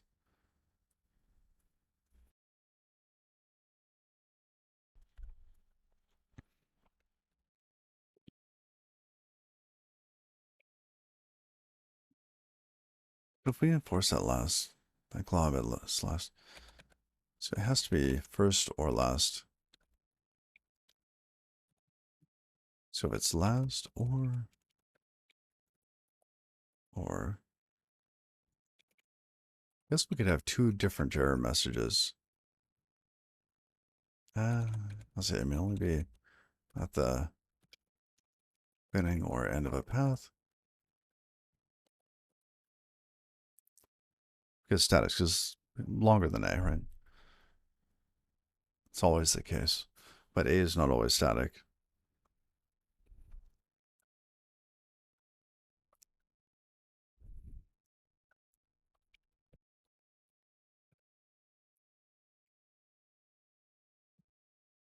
All right, so we're going to have to update our cargo config on this one. We're going to use these here.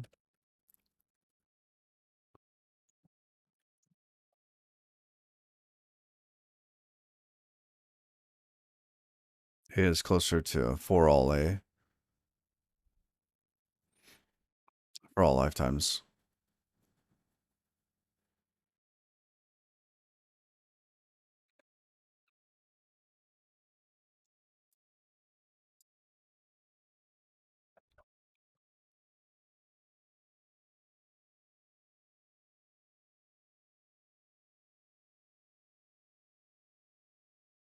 So we need that there.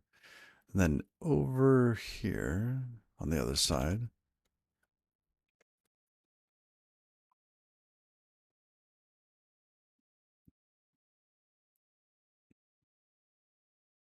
because I will need the other pieces. Unless it's bound to a specific borrow.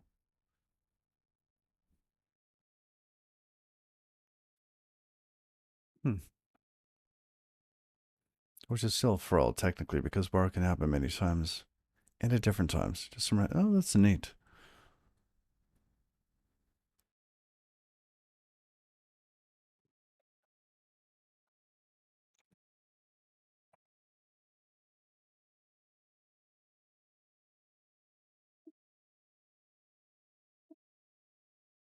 Now in this case, I'm going to patch that in.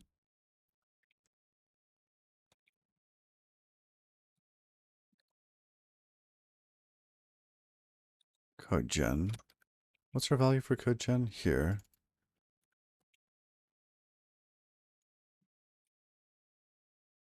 Is there a way to say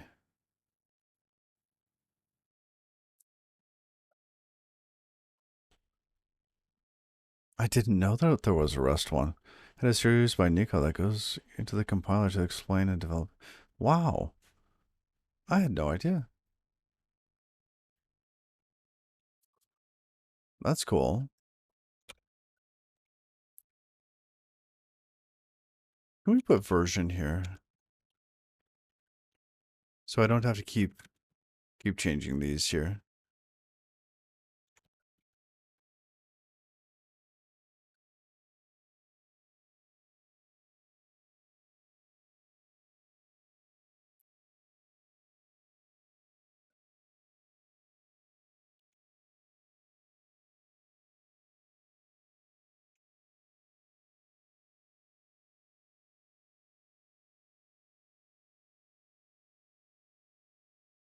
Oh, Jen.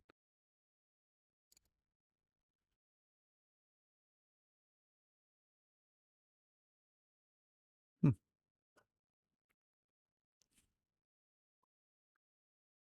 Super dry unless you like this stuff.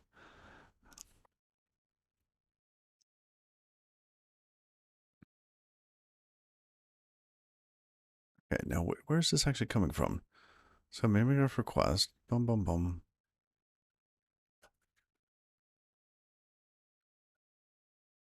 Is this guy? I think it's still getting the version from this. It's not going to let me kind of override it down here unless I be explicit about it. So here for code gen and for helpers, same version number.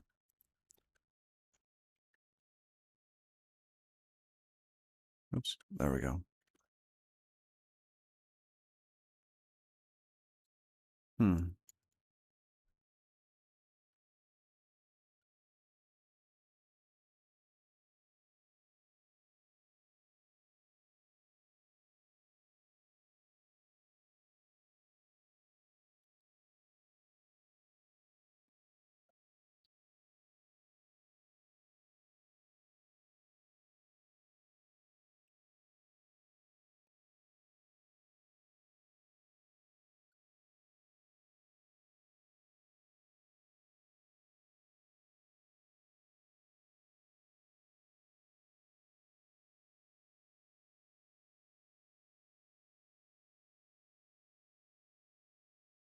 It's so strange how I can't do that.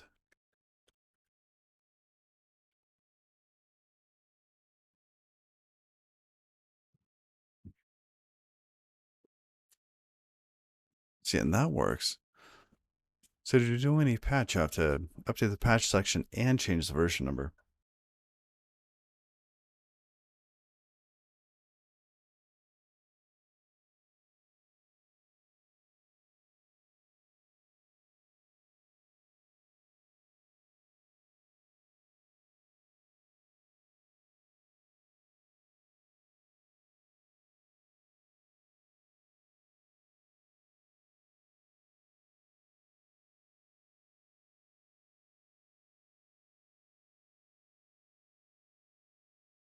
Apparently Amazon came. I'm going to see if it's a headset. So I'll be right back.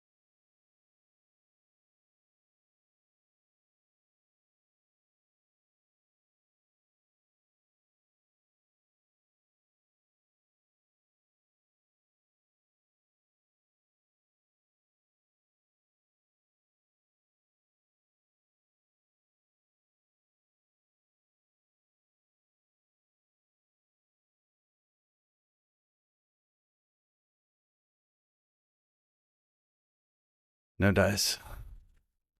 Something else. Oh, super dry. Okay.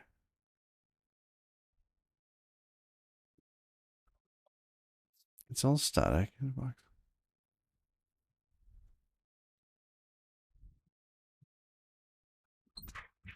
Yeah, I seem to always have to update both manually.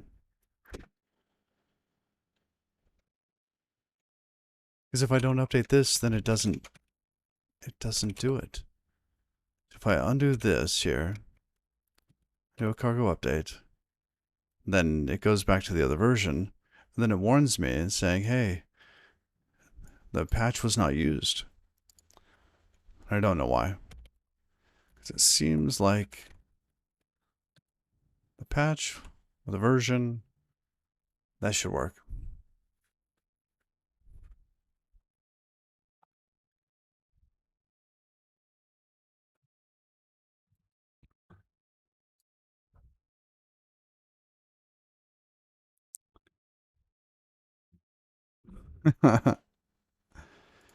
Okay.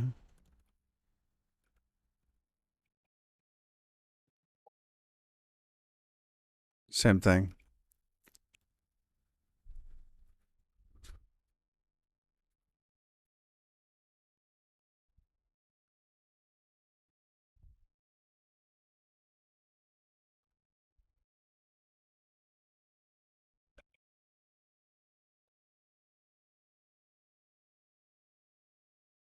It is not a workspace, no.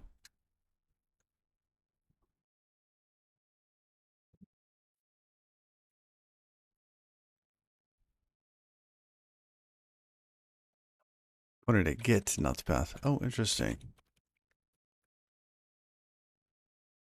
Yeah.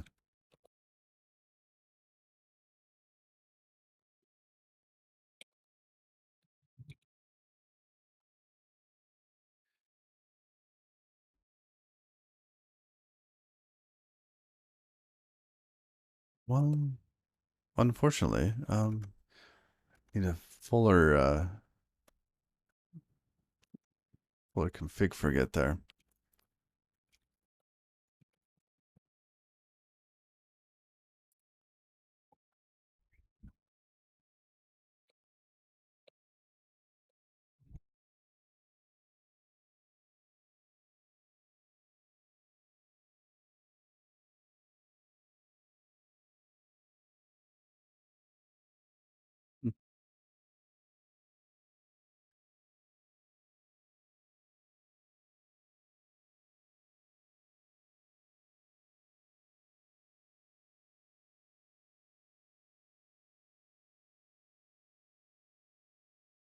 Did I commit before I did the update? I don't, for this one, it's not. Yeah, there's no change out here. So I can revert it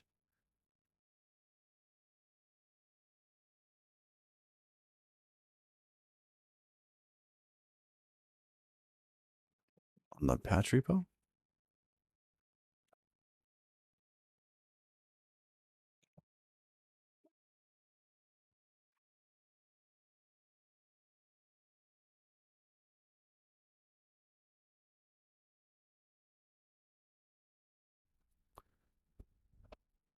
Hey, Quailbot, thank you for that.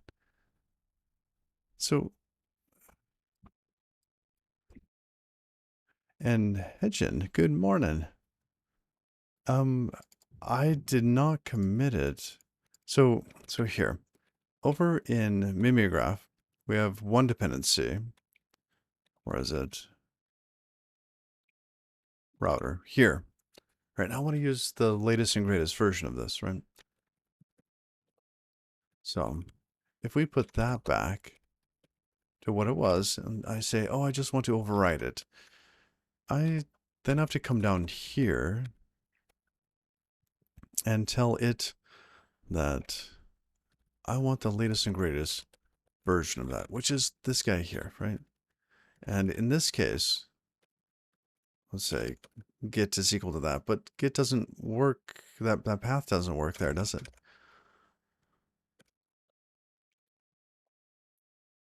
See, it can't even, it doesn't like get URLs just being paths.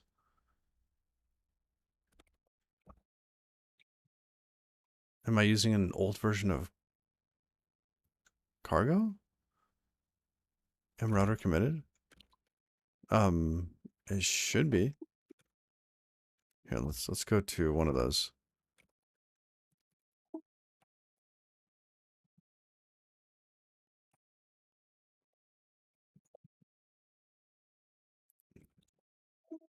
Oh, this is the one we were looking at before.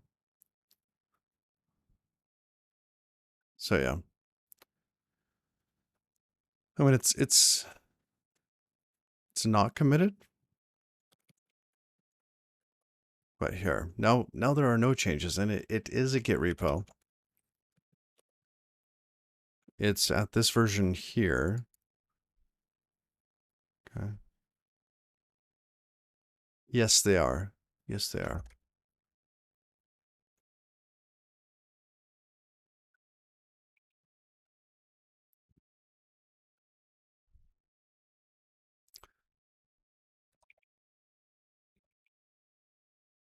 Yeah, the way that the router is actually structured is that it relies on a couple different crates.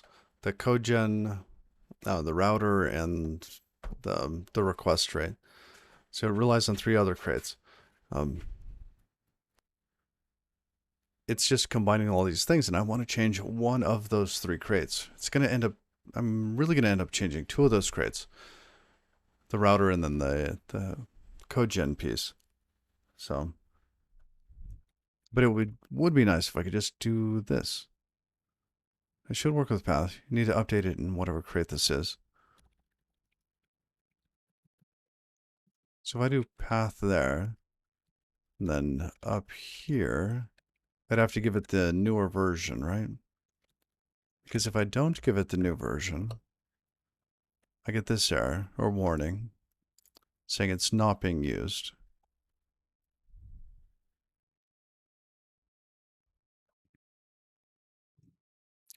So I'd have to give this that version. 052 is compatible with 053.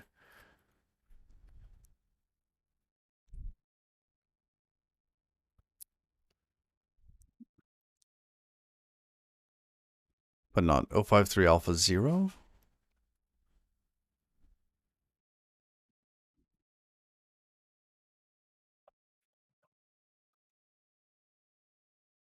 Basically, I didn't...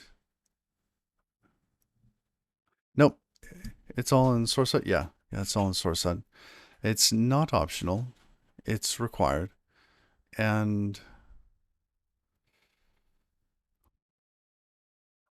yeah, I would expect it to just work. Like, especially with the override. Mimeograph router, this guy here. But if I change this to 053 alpha 0, then it works.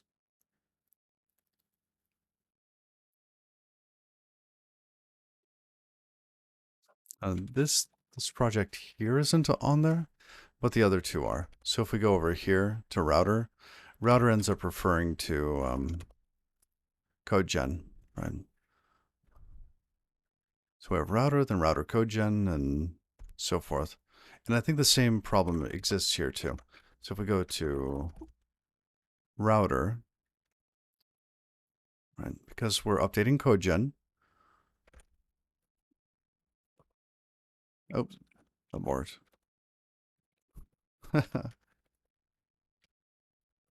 Where did I open that? Is it here? Must be. Let's... okay. So in this case, I want to update codegen, right? And this should give me the same exact behavior. Go update. Yeah. Because that dash alpha 0 makes it not work.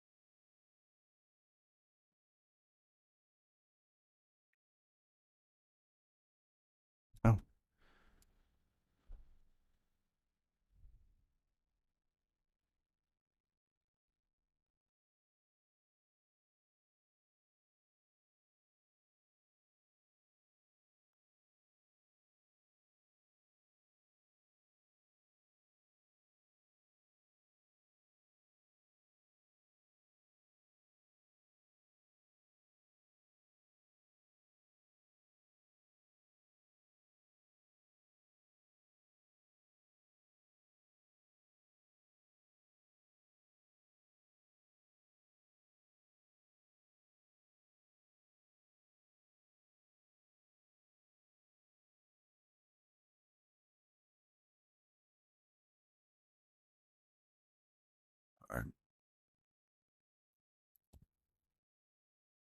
I kind of wish this was a workspace. Yeah, it could be a workspace. I mean, it could. I could collapse them all. And because it all started out as one repo, and then I just kept adding to it.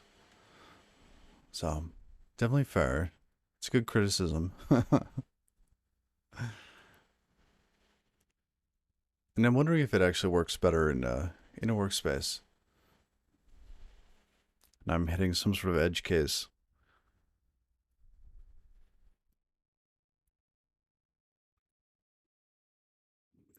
So,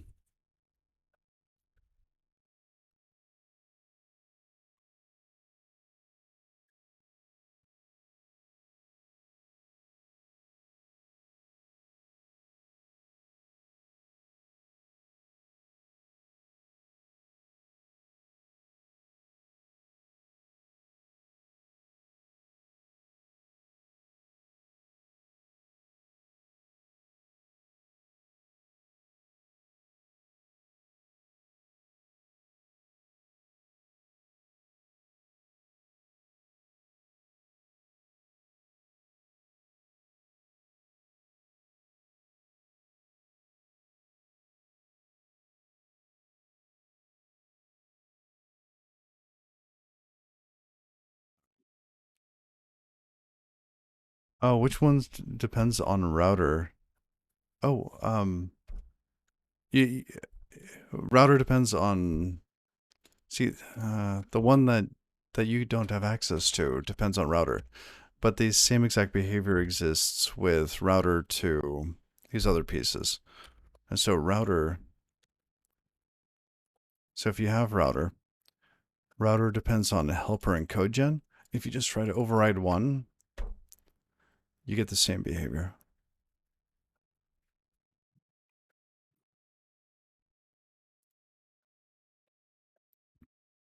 So I'll just grab like router and router code gen, and that should be the same thing.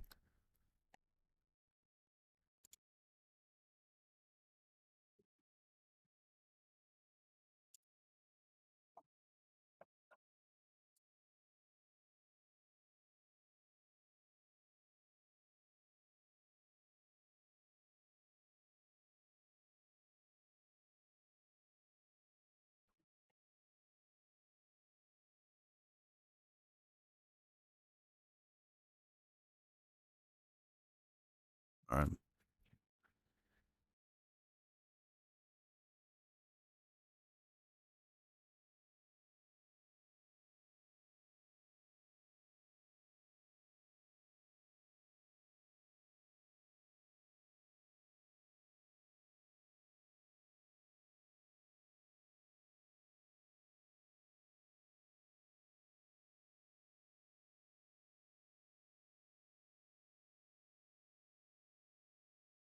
Dependency.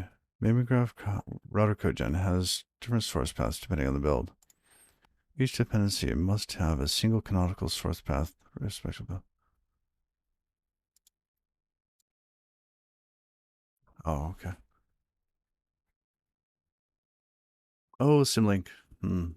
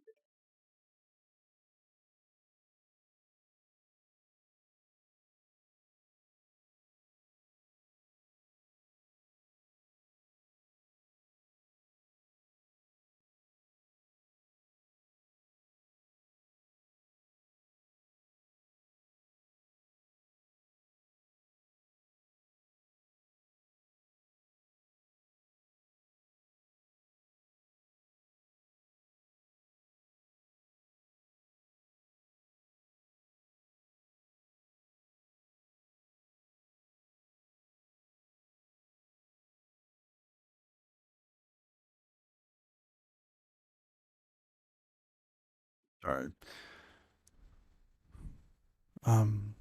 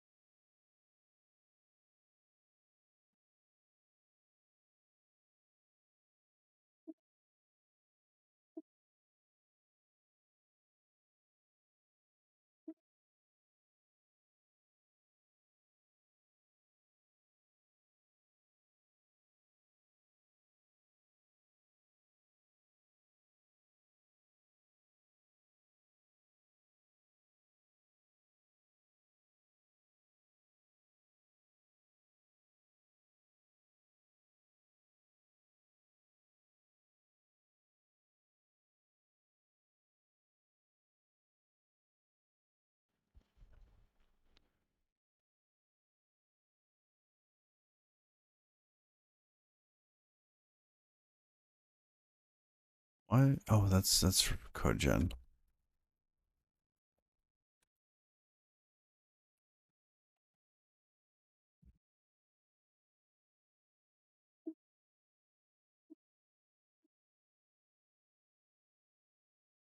Morning's been all right. Morning's been pretty good.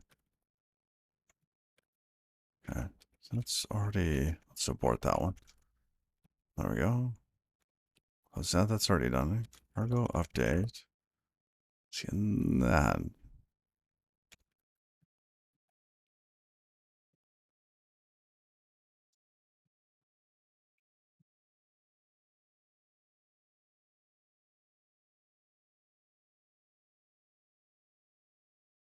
Oh well, thank you, thank you.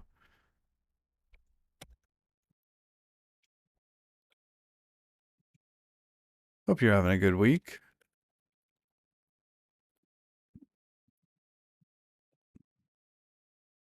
So you have to do that to get that to work. And here, cargo update. I can't tell what I'm actually using there. Did I leave it?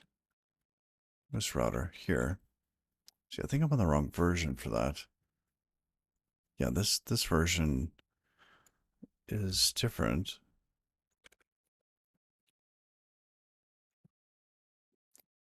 Oh, for me it's been dragging.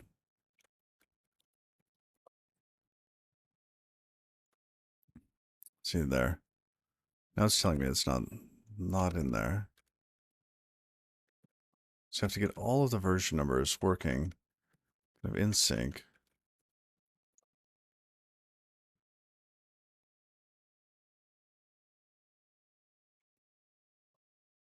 Yep.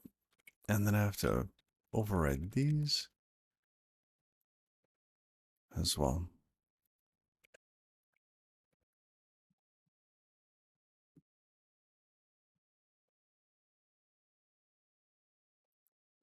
Now it's all there. We can actually code against it. But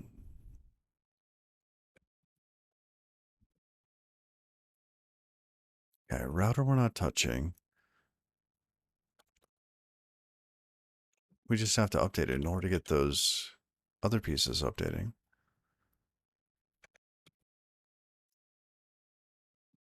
Or gen.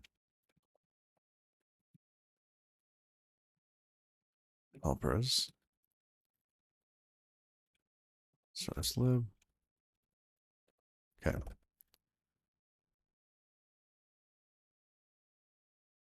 It's almost the weekend.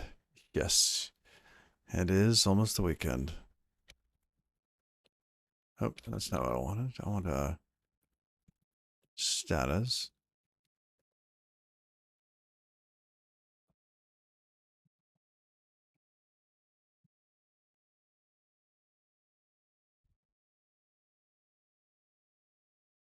Hmm. Oh, it's the same. Interesting. Okay, now we made a change here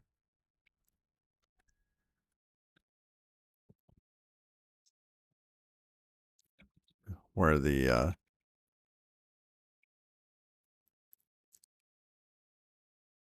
glob may only be at the beginning or the end. So then over in the lib where we run the routes, we ask, does it match? So const route, where's that? That's okay, it's implemented on const route.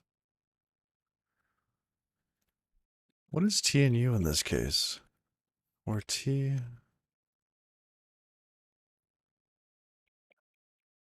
Oh, I see. And use the output. Okay.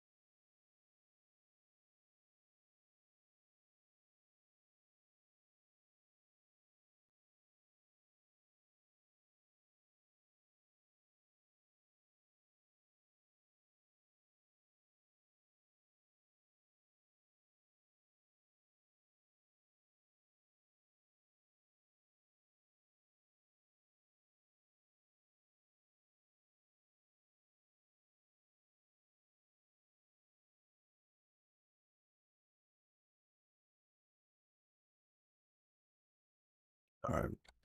Now, we probably have to change this. Because globs are only allowed at the end of everything or the beginning. So if we have a glob, it should only be one or the other.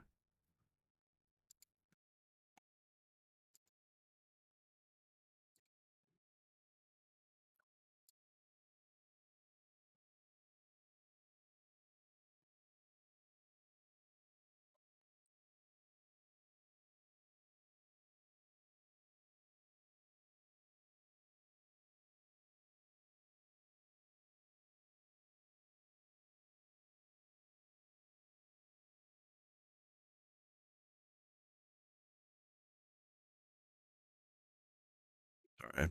I have to fill something out. Give me like, I don't know, 5 minutes. Because my wife can't do it.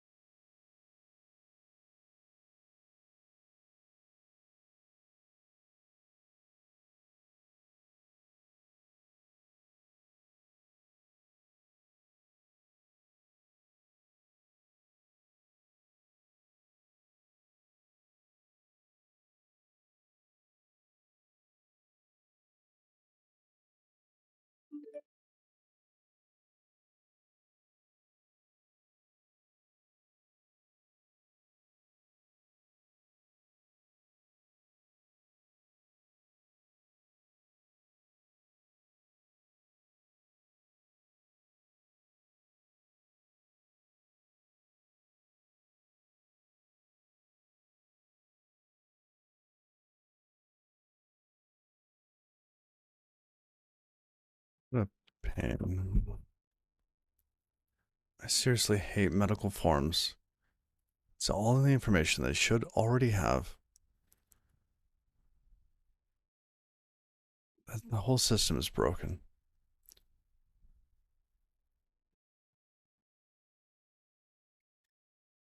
feel like it's just a whole bunch of stuff to keep you busy while sitting in a waiting room. And now my wife gets to go sit in a waiting room and I get to fill it out, which is just stupid. Like why in the world? So I'm a little frustrated.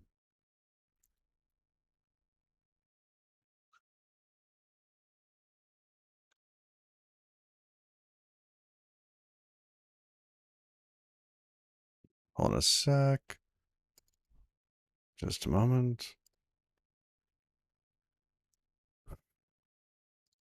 All right.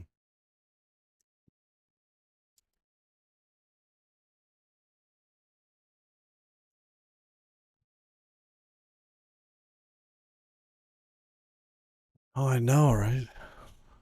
Like the only way it's gonna get better is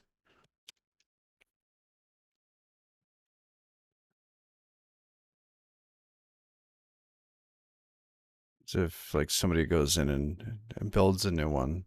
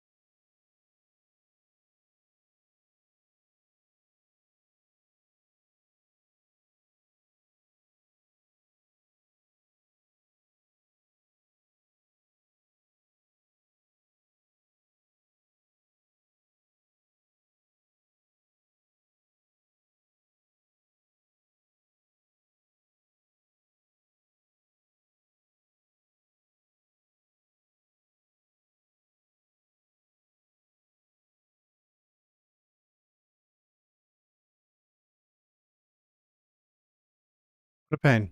What a pain. And I filled out a portion of it. I don't know if that actually overwrites what like my wife fills in, because it doesn't show you what's previously filled in. And I don't know if my daughter has like a sore throat or something. Like she didn't tell me. Whatever. All right. It's the alpha tag. You removed it and everything works. So it's the way cargo handles Semver. Has its own Semver semantics. Yeah, we've talked about the Semver semantics before. I'm actually using cargo publish. I think that's it. No, release cargo.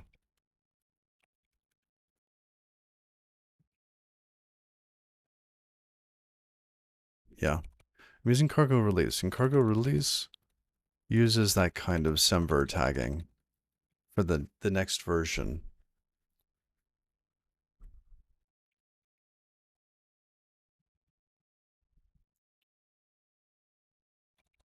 So I wonder if the secret is to not create a dev version after release.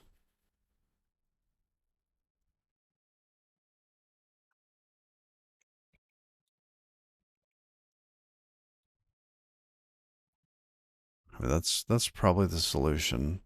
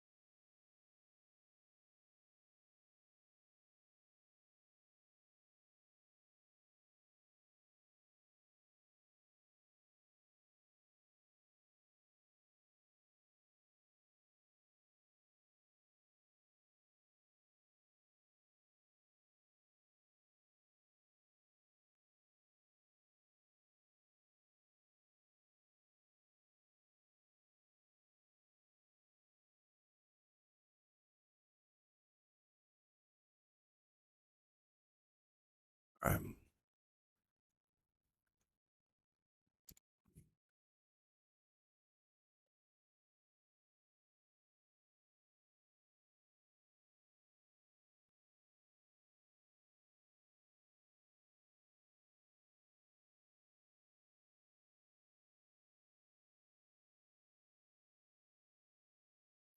what would work instead of alpha? Just not have alpha in there?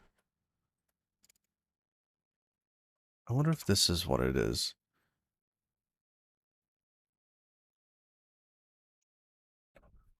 No diversion. Do not create diversion after release.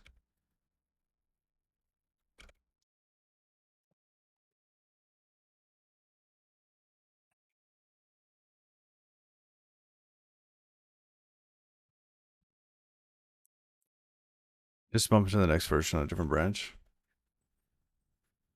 Hmm. Interesting. But I have to do it for all of the dependencies too, right?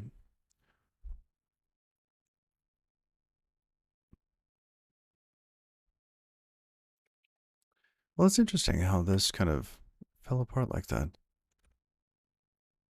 Oh, just ones I'm patching.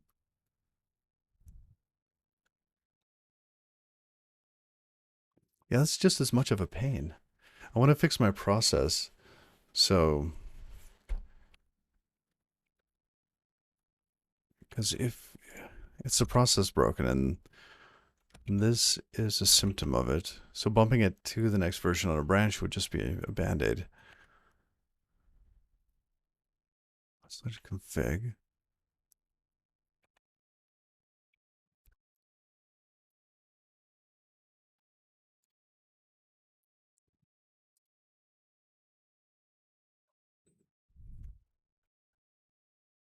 So yeah, I think it's going to be this.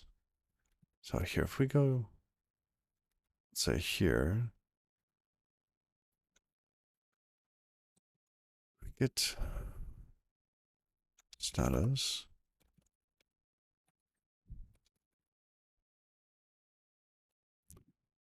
Oh, cargo. It's cargo, cargo, cargo. Sure. There's no change. Just a process change.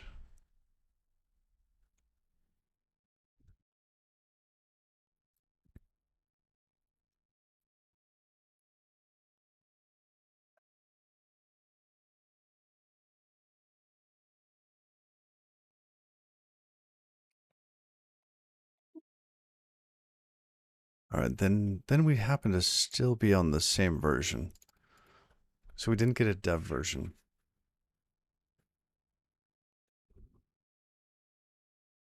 That'd be fine with me.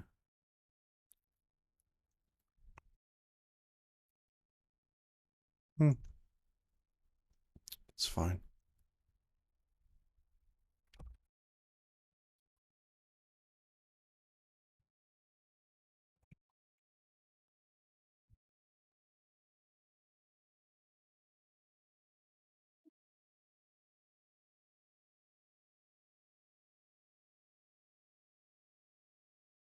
Yeah, this one needs one more small piece.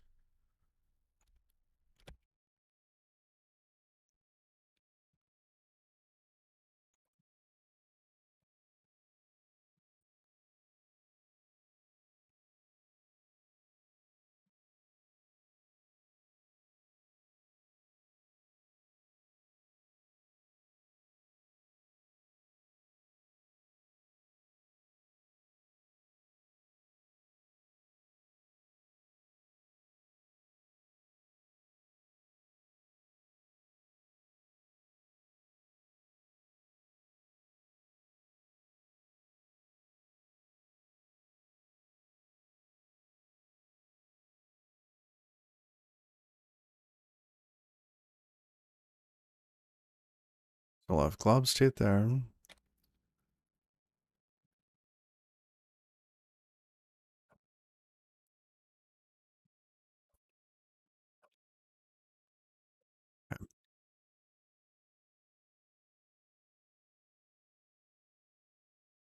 Match segments returning none if there is no match.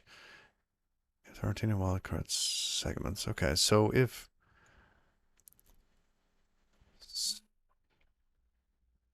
did I change the type on that? No.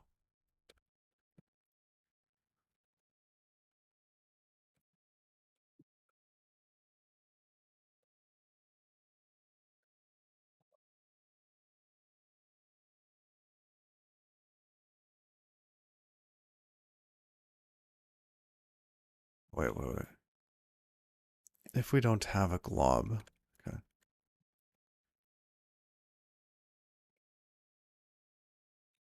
We have to use matches for this? Oh, okay. For glob to say partially cool.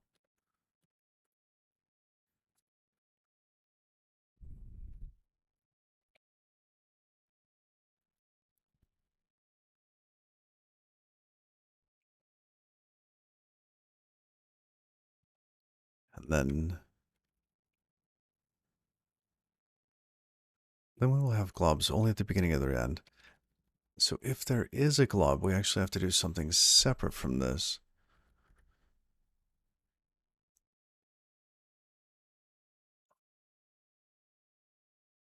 And that we have to do this backwards.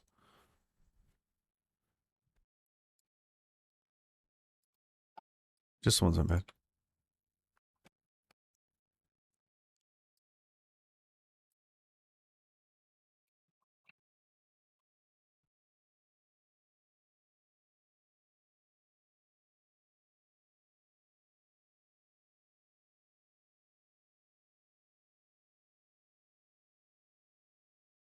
Yeah, the no dev versions, the solution we found.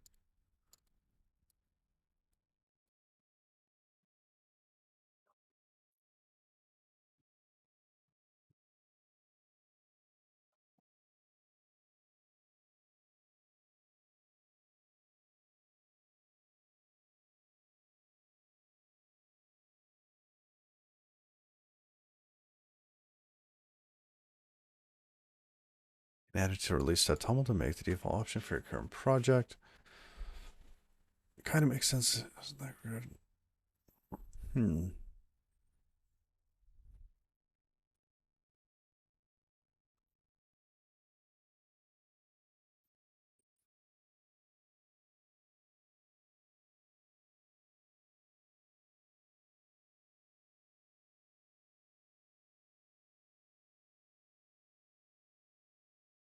You will need to bump version manually when releasing the patch version because cargo release will have no idea what the.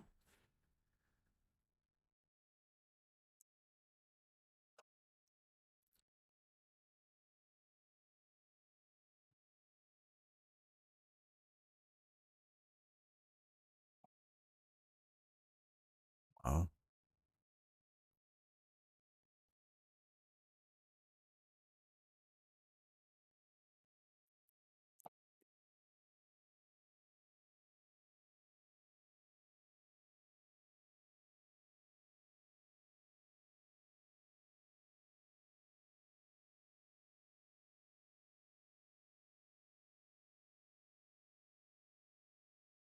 Yeah. Exactly.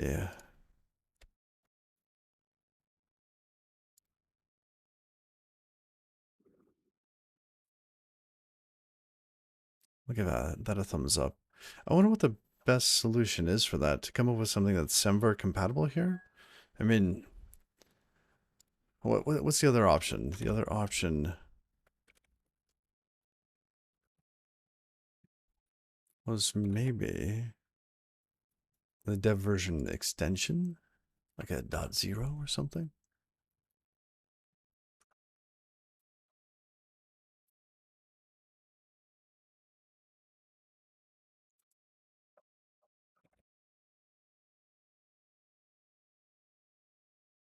Yeah, I don't see anything.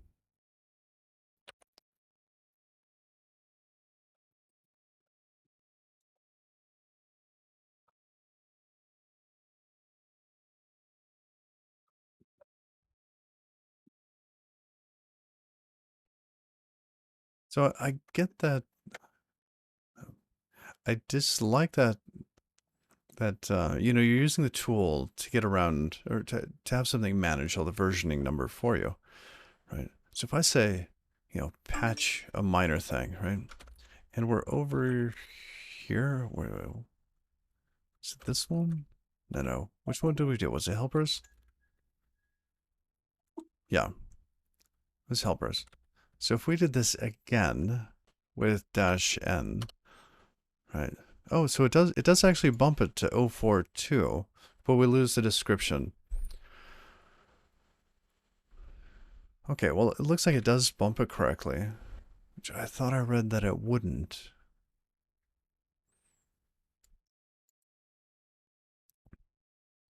Yeah, this here. You will need to bump version manually when releasing a patch version. That's not true. Or at least it's not true any longer. Does it bump it on master? Yeah. I mean, it just yeah. I mean, it looks like when you have no dev version enabled, it will still bump for a patch. So that's good. So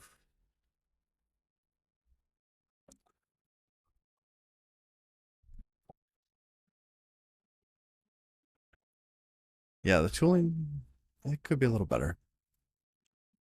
Should always be merged. Master should always be merged from the push after the fact. But I guess release means everything is fine beforehand.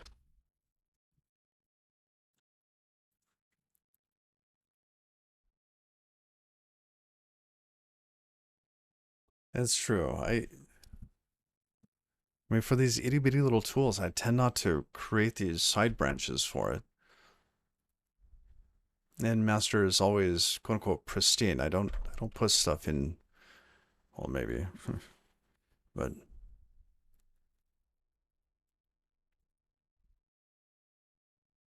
then merge it into master. Yeah.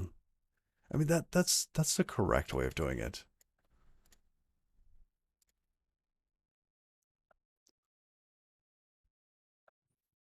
Yeah, I've seen that you use dev and master.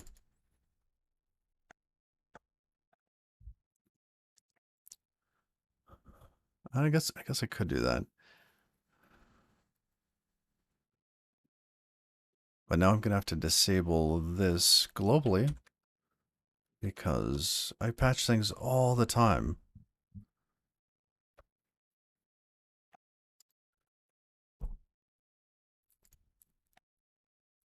All right, so how do we break that? Oops, where was it?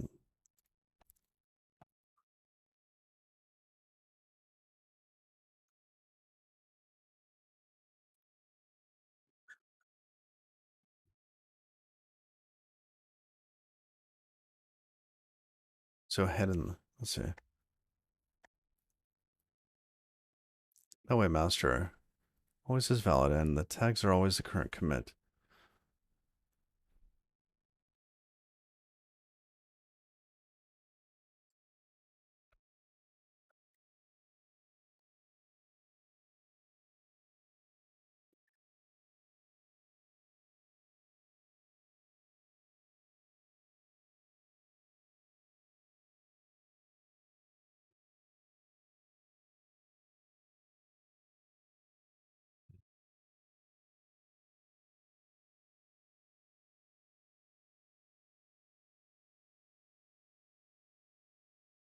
I feel like I spend too much time just managing the tools to manage the release.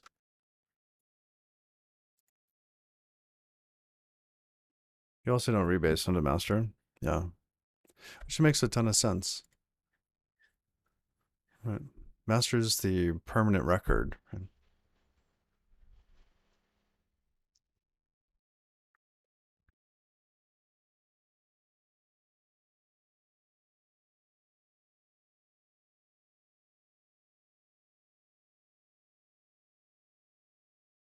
What did these guys end up doing?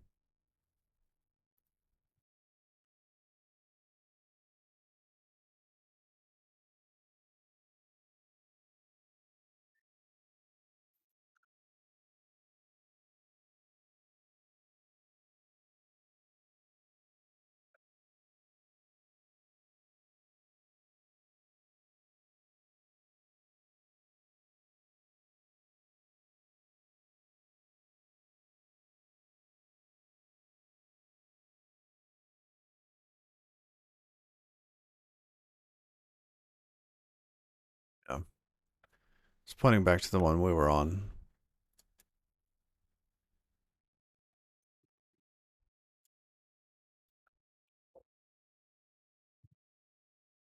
Is there something that we could put in the the dev version that would work? I mean, instead of just not having the dev version, is there any tag that would, or any token that could work? Oh, unfortunately, I must go.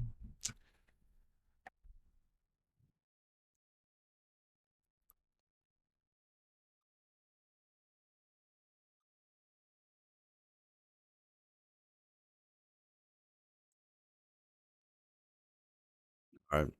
Well, thank you all for hanging out. I gotta wind down. Um, I want to get further today. Oh, we'll raid Togglebit.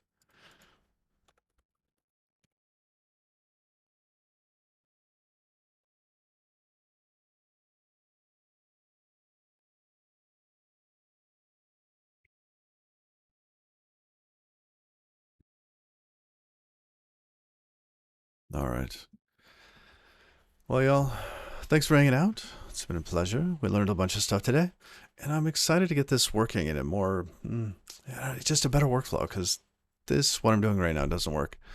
Maybe toss all those mimeograph router things in a workspace, not use release with all those flags, and maybe learn to even check out little branches for all these little changes. So, till next time, y'all. Bye bye.